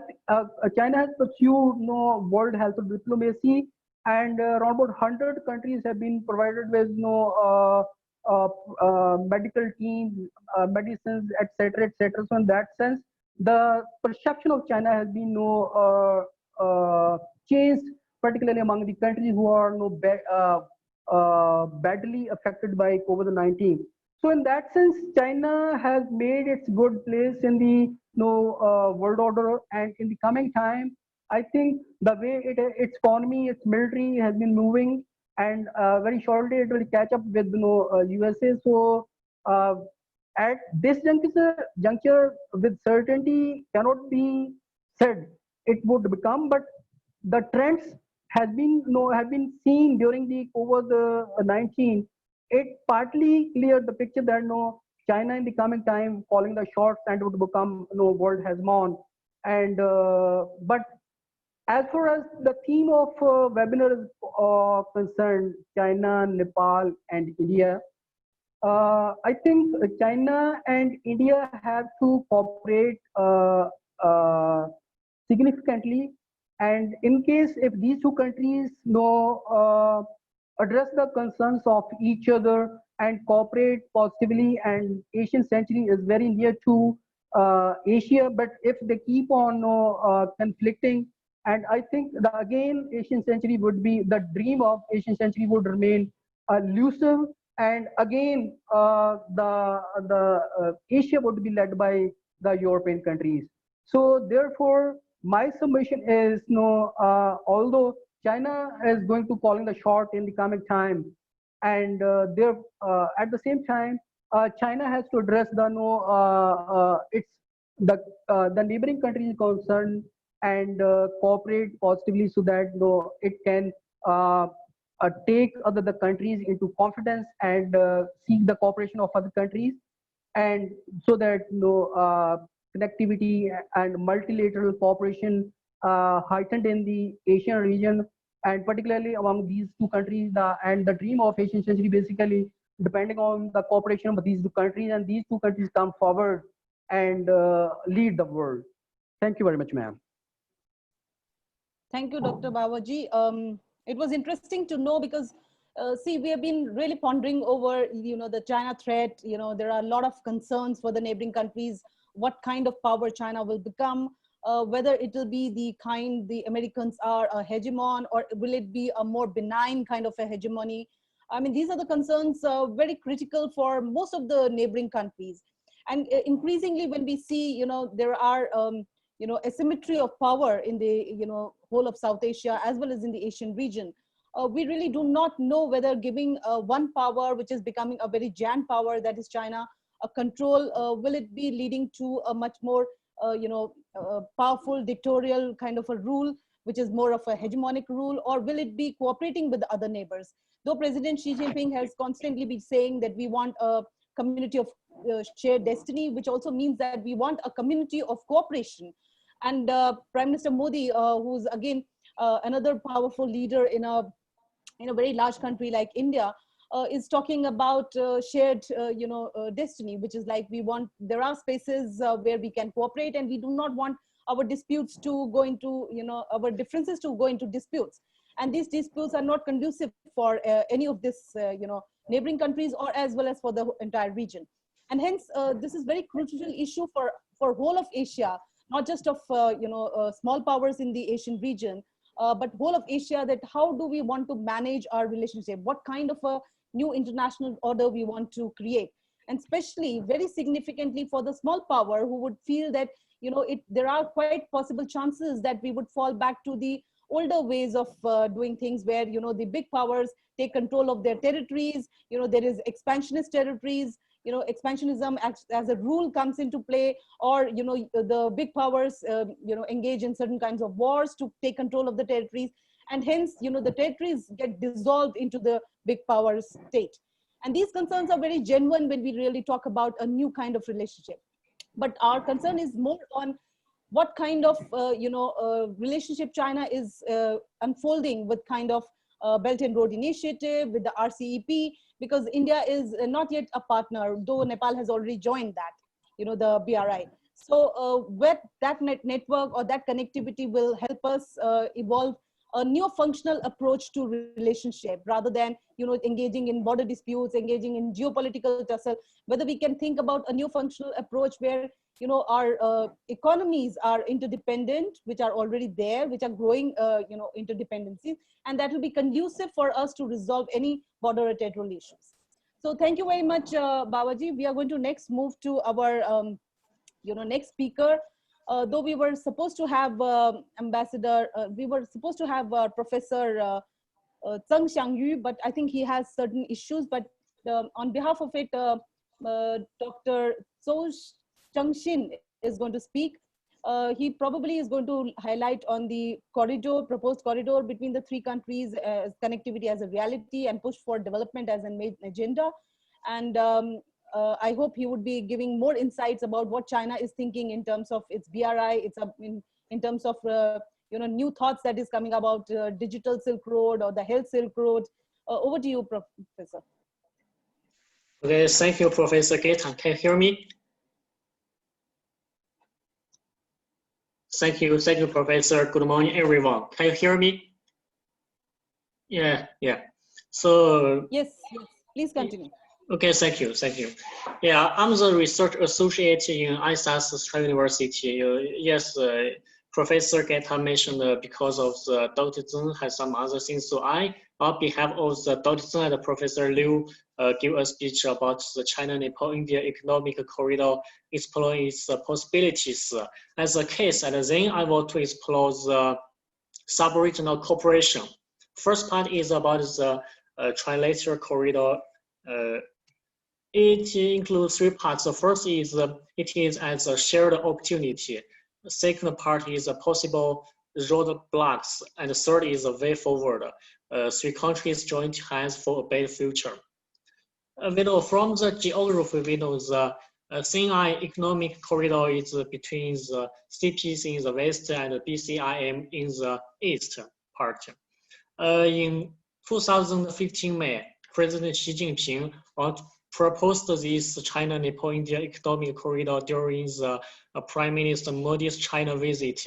And the Prime Minister Modi positively responded and proposed to establish a joint research team. And in June the same year, Chinese Foreign Minister Wang Yi met with the India counterpart on Nepal Retd. Both sides agreed to promote the progress by establishing a joint work group. Nepal Foreign Minister urged support to the initiative, but therefore no tango follow-up. The Chinese side asked this proposal again when Nepal visited Beijing in April 19, 2018. And first part is seeing NIICE as a shared opportunity. It possible exists of including the transfer of industry facilities, infrastructure developments, including the domestic and the international, and the energy build-up. The first part is the trade. It helps to reduce the living costs for citizens, generating jobs for traders and transportation business, and the investment and transfer of production facilities. What is the need of Nepal? And finding midpoints, three countries, and the infrastructure developments, including the power, transportation, civil facilities, including the domestic linkage and the international. What is the priority? The first, transfer of industrial facilities. Nepal in need of industry development, including the increased exploration to reduce trade deficit, increased exploration to increase foreign reserve, encourage human resource development, generate jobs, reduce poverty, encourage balanced development. And China in need of outward investment, transfer of certain production facilities, importation of needed commodities and services. Possible focus of industry cooperation, such as the light industry, such as textiles, garments, home appliances, food process, medicine, harbor purchases, and any needed proposal from the Nepal side. Domestic consumption, including improve the livelihood, reduce importation, and directly or indirectly reduce the trade deficit. Exportations to China in general and to TIR in particular to reduce trade deficit. To neighboring foreign inclusive of India to reduce trade deficit and to increase foreign reserve.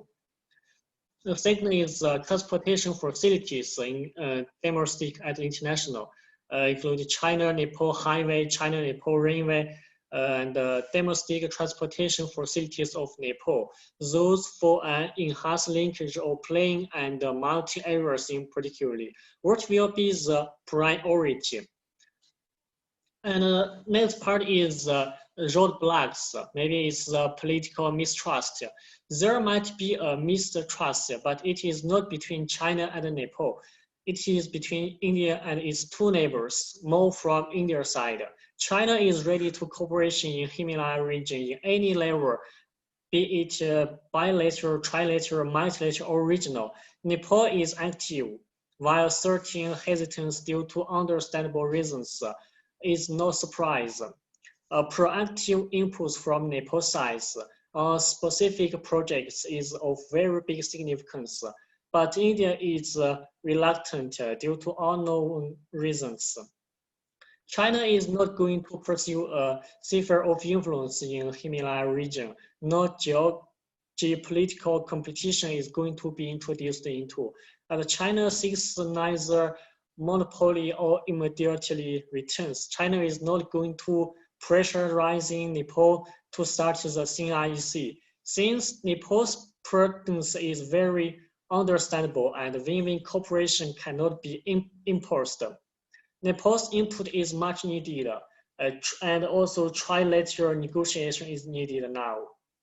The way forward, start from the bilateral cooperation, open for further extensions to incorporate all the three: need of the early harvest for Nepal, need of pilot program for the economic corridor, need of showcase of encourage India. The first priority is the domestic infrastructure building for acceleration of industry development and political unity. The second priority is cooperating for industry development so as to develop the Nepal into a light industry hub in Himalaya region with a capacity to meet its domestic consumption and exploitation to North India and TIR one day. Tourism development could be supplementary. The third priority is international linkage to both sides for enhance of international transportation. NIICE in return could add two very important, but let's notice the dimensions to BRI. It is human resource development and industry development. In BRI, we have the policy coordination, facility connectivity, unimpeded trade, financial integration, and people-to-people both. CPC, we have the water, energy, transportation, and industry, but we like the human resource development and industry development. It can be supplementary. And conclusion of this part is joint hands for a future-oriented and people-oriented development. Work together for the latest development people and the latest development sub-region. Highlighted facilities, job generation, human resource development, industry development, eco-friendly and sustainable development. China-India Plus can work together with China Plus and India, or India Plus and India and China. Inter Plus in addition to China and all India. The most important is doing, learning by doing. And the second part is about, as a case of this NIICE, about what is the general framework of sub-regional cooperation. Since China put forward the Belt and Road Initiative in 2013, the patterns of China's international development cooperation gradually presents the basic layout of 6 corridors, 6 routes, and many countries and many ports. In the South Asia region, the China-Nepal-India economic corridor, as China goes deep into the hinterland of South Asia, is of great strategic significance to promote development cooperation among these 3 countries, realize the docking of China and India markets, and promote the sub-regional development cooperation. However, so far, the overall development trade-off for this trilateral cooperation under the initiative of NIICE is lower than expected, as the progress is slow. From the perspective of the three-party structure and the interactive factors, the establishment of sub-regional economic cooperation based on the geography is in line with the development and cooperation of the three countries. It is a win-win mechanism. However, looking at the content of the entire development cooperation mechanism and the status of cooperation in the provision of the public goods in the sub-region, China as a promoter is concerned about the differences in the interests of trilateral actors and emphasizing the inclusive construction of cooperation mechanism.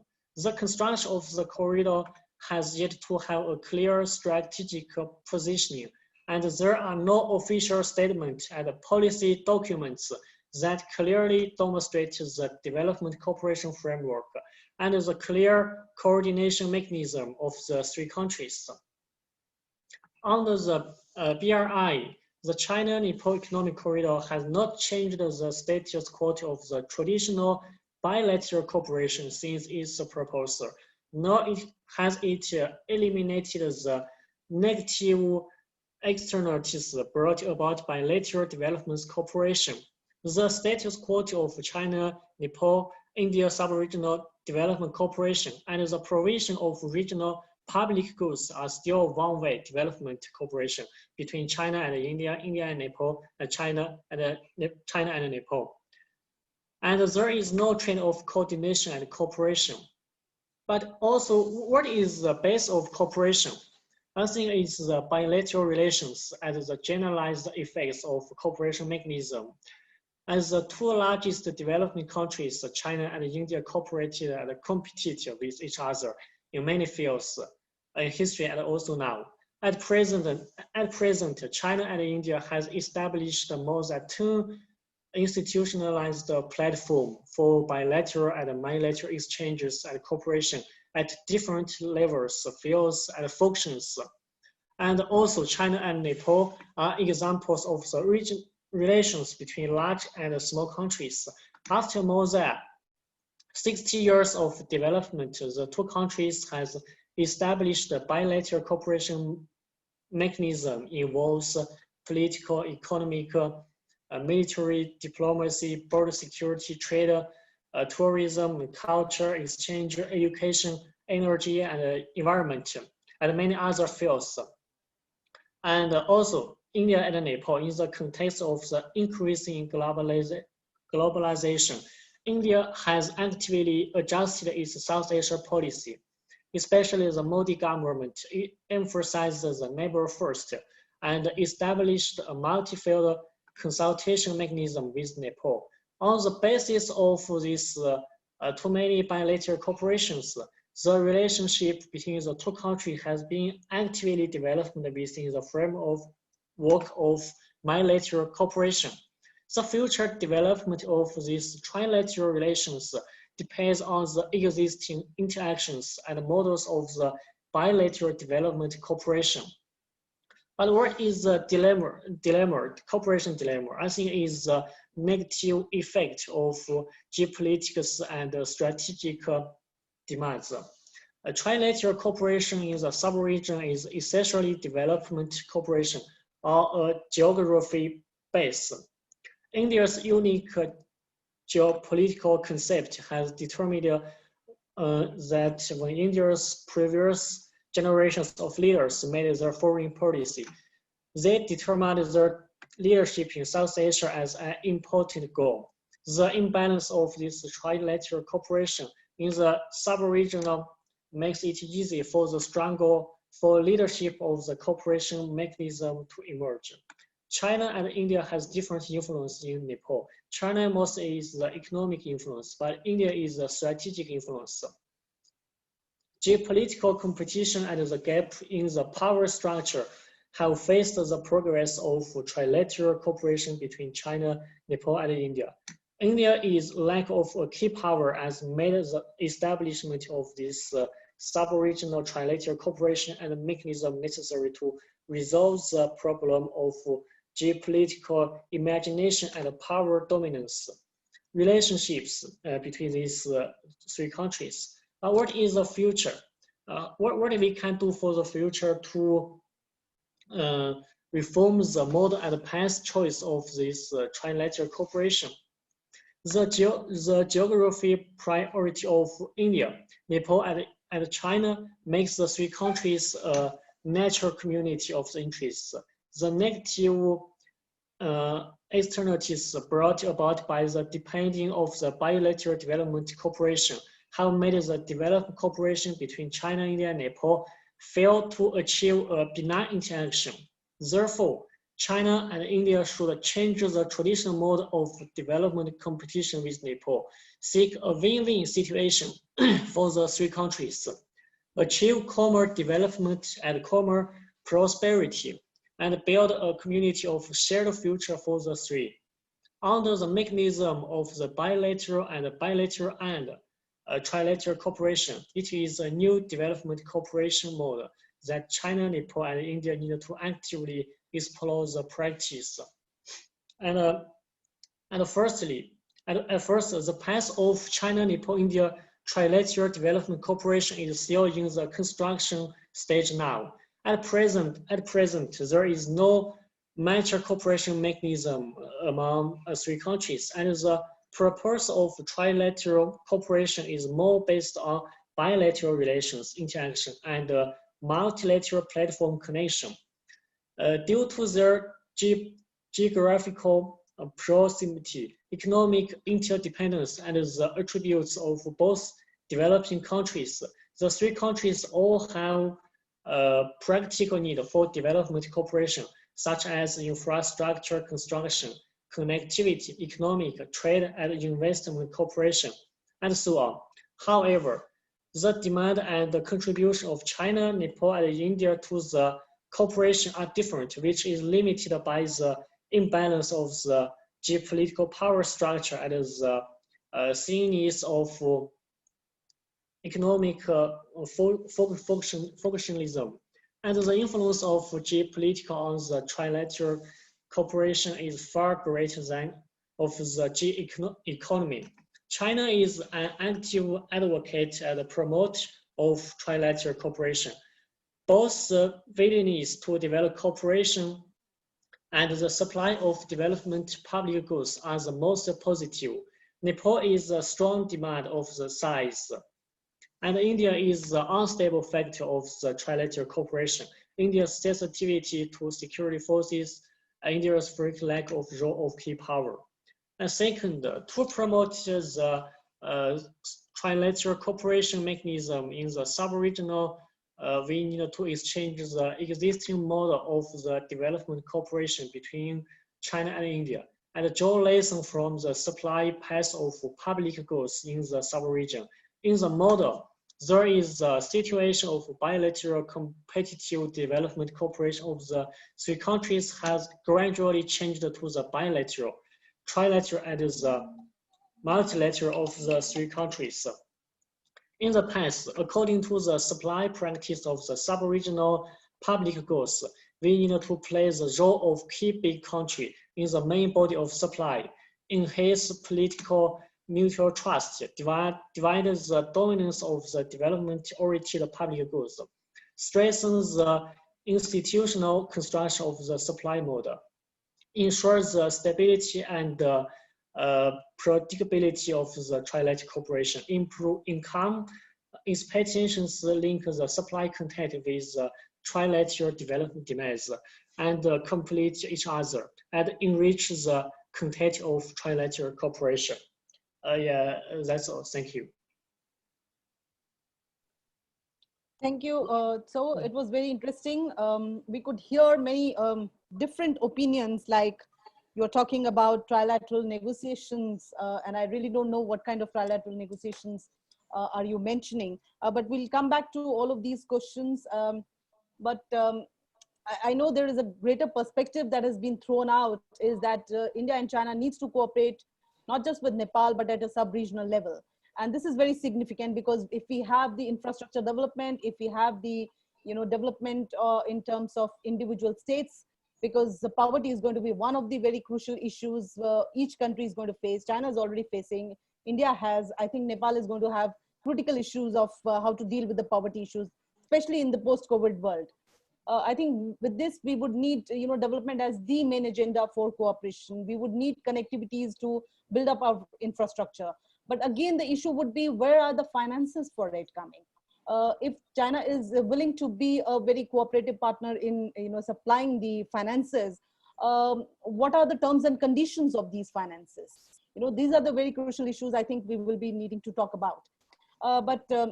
Anyway, now it's open for the question answer session, and I think I can see one of the questions already put up by Major General Vinay Chandran ji to Ambassador Simkhada ji. He's asking, sir, I feel that Nepal can become a bridge only by being close with both India and China. Can Nepal initiate a process to bring India and China together? What are the prerequisites of that?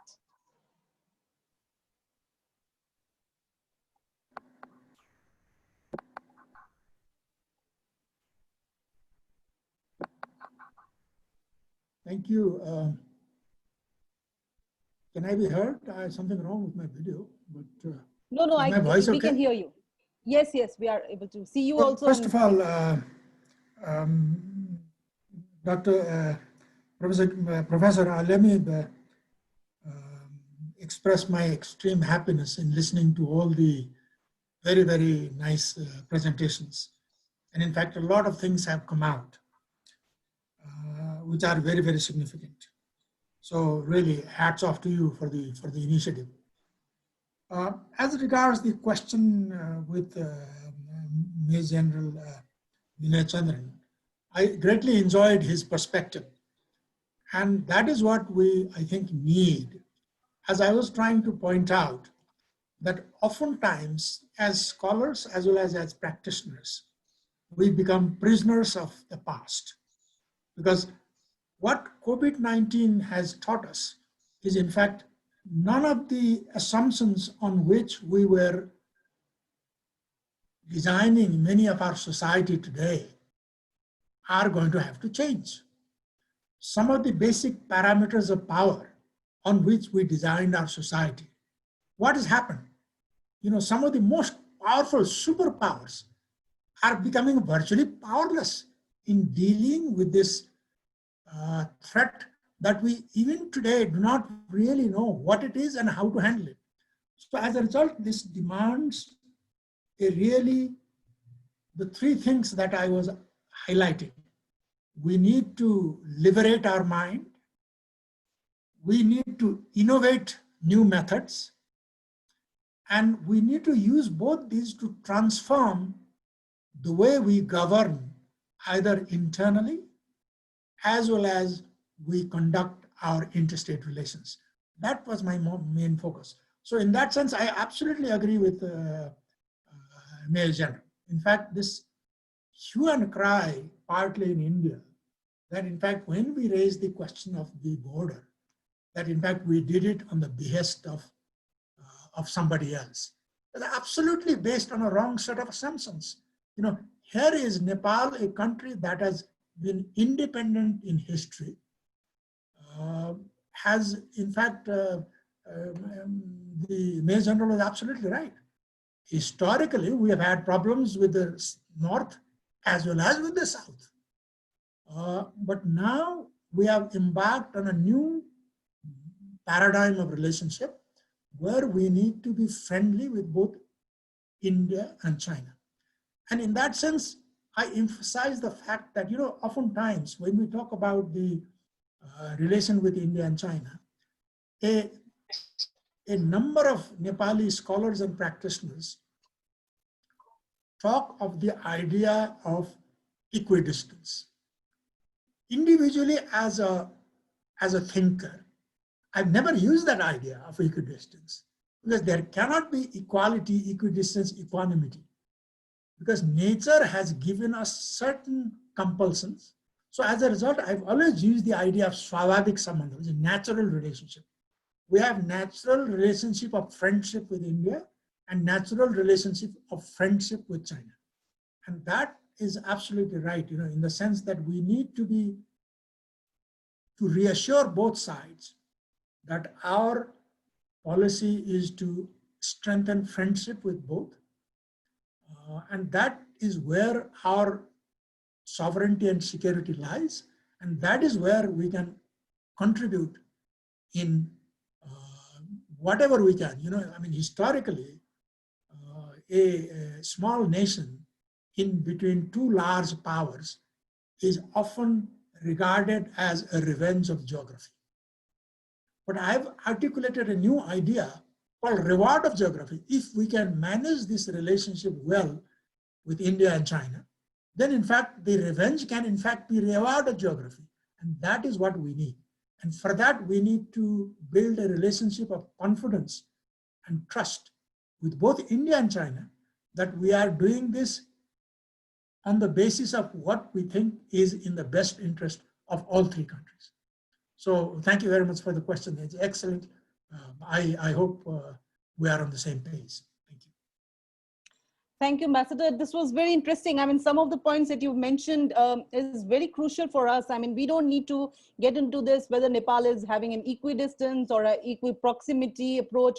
I think this, what you said as swabhavik sambandh, as a natural, relationship because of the geographies that have given us, is one of the things which we really need to reponder over. I think we should float this idea more, more vociferously to all the practitioners and the policymakers, that we cannot have an equal relationship. I mean, equity itself is a very, very questionable thing. What kind of equality can we have?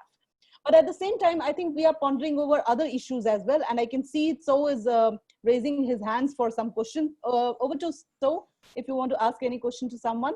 Yes, thank you, professors, thank you all scholars. In fact, I have one question for the Dr. Bawa Singh. Yeah, I see you are here, so I have one question. It's about the China-India relations.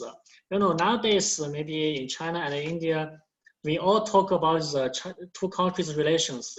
It has a cooperation and competition. And especially this year, in the backdrop of the COVID-19 and the border issues, and also India government, many procedures in economic culture. So you think, what is the future of the China-India relations? It has many talks now in China, is not very optimistic. I want to have your idea. What is the future of these two countries' relations, and what is the possible cooperation points in the future? Thank you.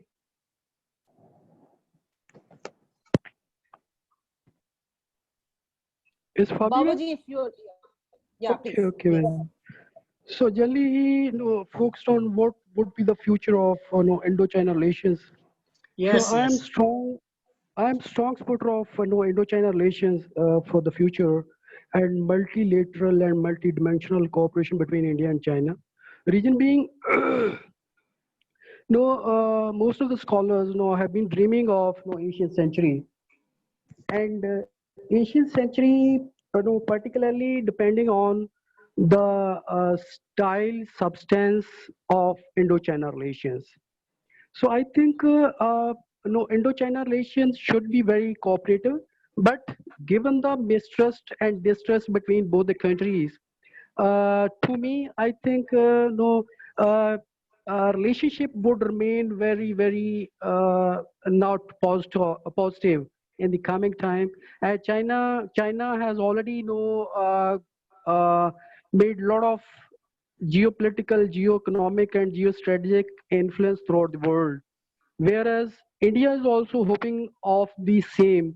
And both countries, of course, it is difficult for India right now to equate with China, particularly in terms of its influence. Why? Because China economically is very, very strong, and its influence in global institutions have been expanding, and Chinese size of economy is very strong, and China's trade with a number of major countries have been expanding exponentially, whereas on a lot of trade deficit with in favor of China. So in that sense, India is also trying to compete with China, but So in that sense, if they keep on competing, I think the relationship, between both the countries would remain off the keel even in the future. But to me, I am supporter of a very strong relationship between India and China, so that 19th century have been hegemonized by UK, and 20th century USA has been remained on the top. And right now we have been dreaming of Asian century, and Asian century largely depend on the extent and substance of Indo-China relations. And if they keep on competing, not cooperate, give more mistrust and distrust in relationship, then I think it would be very difficult for achieving the Asian century. So in that sense, both countries should cooperate, and that is the only way I think we can make the dream of Asian century realized. And if we go to history, I think when we got independence, both countries, if we go back 1853, a lot of British historians, they were of the opinion that India and China were on the top, and there were no contribution of India and China in the global economy comes down to around about 45 to 50% only from India and China. But when we got independence, I think it has been remained to only 5 to 6%. And right now, again, both countries are coming up and rising in a global world order. But in case if we keep on fighting, creating distrust and mistrust, I think it will hindrance in the way of realizing Asian century and full potential of the cooperation. Why? Because China is, its economy is very of greater size. India is also coming up, and its market is very stronger size. And if they keep on these two countries, in a very positive manner, I think they would make substantial contribution in the realizing of Asian century. So both countries should cooperate positively, and but to me, what personal opinion, in the coming time, relationship will remain most of the time off the track, being given the geo-economic and geostrategic competition between both the countries. Thank you very much. Thank you, Babuji. I have one of the comments. I don't know who wants to take that comment. It is from Dr. Dicky Bhutia, one of the participants of the webinar. He's saying that, coming from a state of Sikkim, where Nepal and China being an immediate neighbor, the opening of Nathula border has helped engage in cross-border trade, which has engaged many in economic development in individual to central level. But the conflicting situation between the two countries is going to stop the economic flow. In such a scenario, it is always a border state that is going to face such a problem. I am sure the Chinese would want to take it. But at the same time, I would pose a question to Professor Huang. Considering what Major General Vijay Chandran is talking about, is China is looking at Nepal as one of the windows to enter the South Asia for trade and economic cooperation.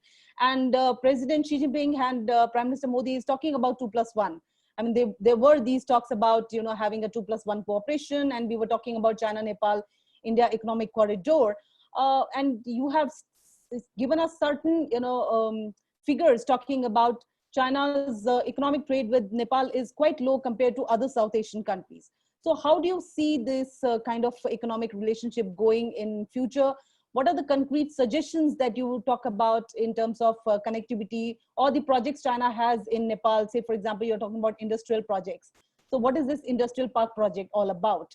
Whether it will be conducive for India, or whether it will be just China-Nepal relationship, whether India would be a part into it. I think you can just throw some more light on that. Professor Huang.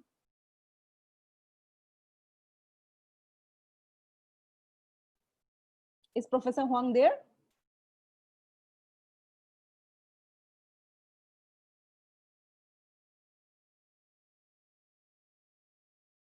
Okay, till he's not being connected right now because of certain technical issues. He is connected, but I think he is not available right now. Yeah, so it's okay. So let's move to this question. Anybody wants to take about this question of border state having such problems? Yes, I thought one is I absolutely agree with Dr. Dicky that in fact that is why I put forward my idea of paradox of proximity. And of course, the idea that while for great powers, relations with other great powers are important, but also the neighborhood relationship must not suffer. And this is a perfect example of this, why we need to pay attention. But there's something else that I wanted to add, which I missed out when the general was asking this question. You know, soon after Doklam, I said in my paper that in fact, as a relatively smaller country compared to the two giants, China and India, of course, the idea of Nepal bringing the two together would be ideal. But at least conceptually, I thought I brought the idea together, you know, in the sense that soon after Doklam, I published my piece called Post-Doklam Reflections, where I addressed those questions directly to the leaders, saying, what is the nature of relationship that China and India wants to follow in the future? Not because it only affects China and India, but in fact, it directly affects Nepal as a neighbor. And of course, I will not claim that it was only my article that did it, but my article was published in November. In April the following year, Wuhan took place. So in a sense, that is where we can bring together. And that is precisely my the thrust of my presentation, you know, in the sense that Nepal wants to play a role where in whichever way we can, we try to minimize the competitive and confrontational part of the relationship, but enhance the cooperative side of China-India relationship, and as a result, build this relationship of trust and confidence with them. Thank you so much.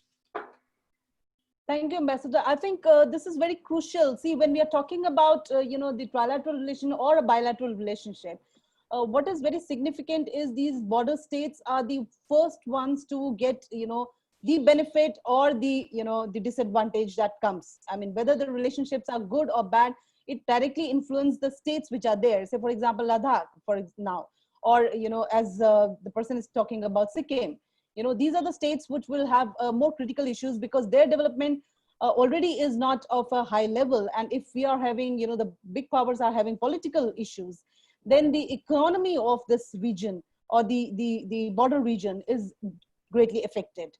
I think for this, we can really go back to Major General Vijay Chandran ji. You were talking about, you know, China has certain specific, you know, issues in terms of Nepal cooperation because it sees Nepal as a main factor to come to India and cooperate with India. But as, you know, Tso is also saying, you know, there are certain reluctance on the part of India. I want to just ask you that, you know, how do you see that, you know, China would be able to have cooperative relationship in terms of the economic engagement with India without resolving these border issues? Can that be possible? And if possible, how? What are the, you know, challenges out there? Okay. First of all, let me apologize for last 10 minutes. I was without internet. So I was coming in and out intermittently. So this question is actually related to the effect on Nepal and smaller border states like Sikkim, like Mr. Bhutia asked. The issue here is the relation between India and China. It is anybody's guess. We all know that China is on the way to becoming a global power. They are competing with USA to be the #1. And at the same time, India is also not a very small country.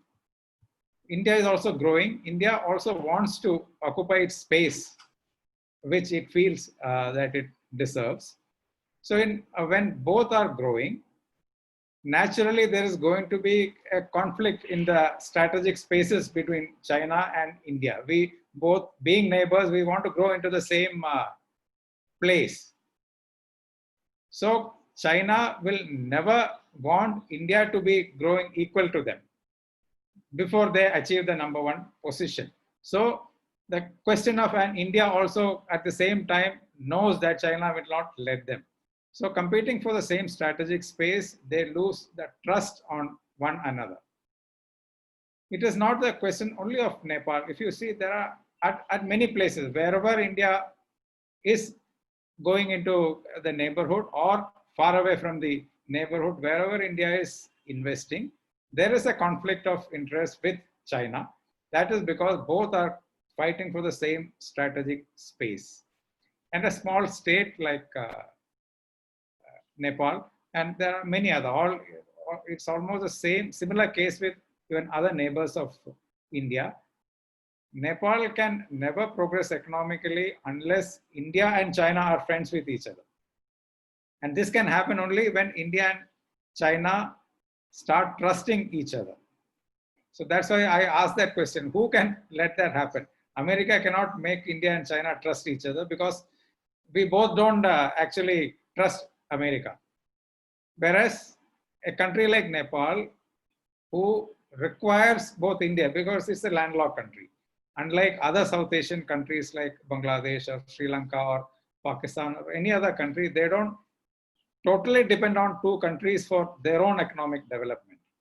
So I feel that at some point of time, and I feel that a country like Nepal can certainly take an initiative in bringing India and China close together. But I personally feel that it will take a long time till China is confident of its position in the world. Then it will let the others also to start growing into their strategic space. That's my answer. Thank you, Vinay Chandranji. I think one of the things which have come clearly is that if we have confrontation rather than cooperation, or more competition, this competition is really not, and it's not a healthy competition, then definitely this tussle will continue. And in order for Nepal, first thing is it has to have a stable government. I mean, the internal politics that is reshaping the kind of engagement that Nepal has with India or China is not conducive for Nepal's own development. It is not conducive for relationship between Nepal-India or Nepal-China. The second thing which is very clearly coming out is that if we want, a healthy regional, development, we really need a kind of building of trust. Now, this trust is not just dependent on political, trust. It is also dependent on, people-to-people trust. It is also dependent on the business trust. It is also dependent on the strategic maneuvers that each country is playing in the other countries. So we need to really manipulate all of these to engage in thinking about what kind of connectivities can we have. I mean, from India, Nepal, we already have something like a Ramayana circuit coming up. China is already pondering about the China-Nepal railway line. But what are the feasibilities of it? What kind of challenges it would face in kind of improving the infrastructure? Whether that would be conducive for each other state, or whether there'll be a challenge of using those infrastructure. I think China is also interested in expanding that railway network to India, but depends how these economies play. And we would definitely want these connectivities to continue. I think we are over with the time now. We will end with this first session. We are going to start with the second session at 1:30 Indian Standard Time. And with the Chinese, if the Chinese are going to join, we will be starting around, say, 4 o'clock, 4 p.m. Beijing time. So we'll be back at 1:30, and I hope all of you are back with us to go for the second session. Thank you very much.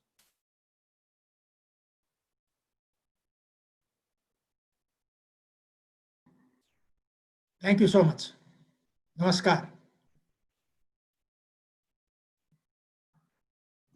Thank you everyone for joining. Let us meet again at 1:30 p.m.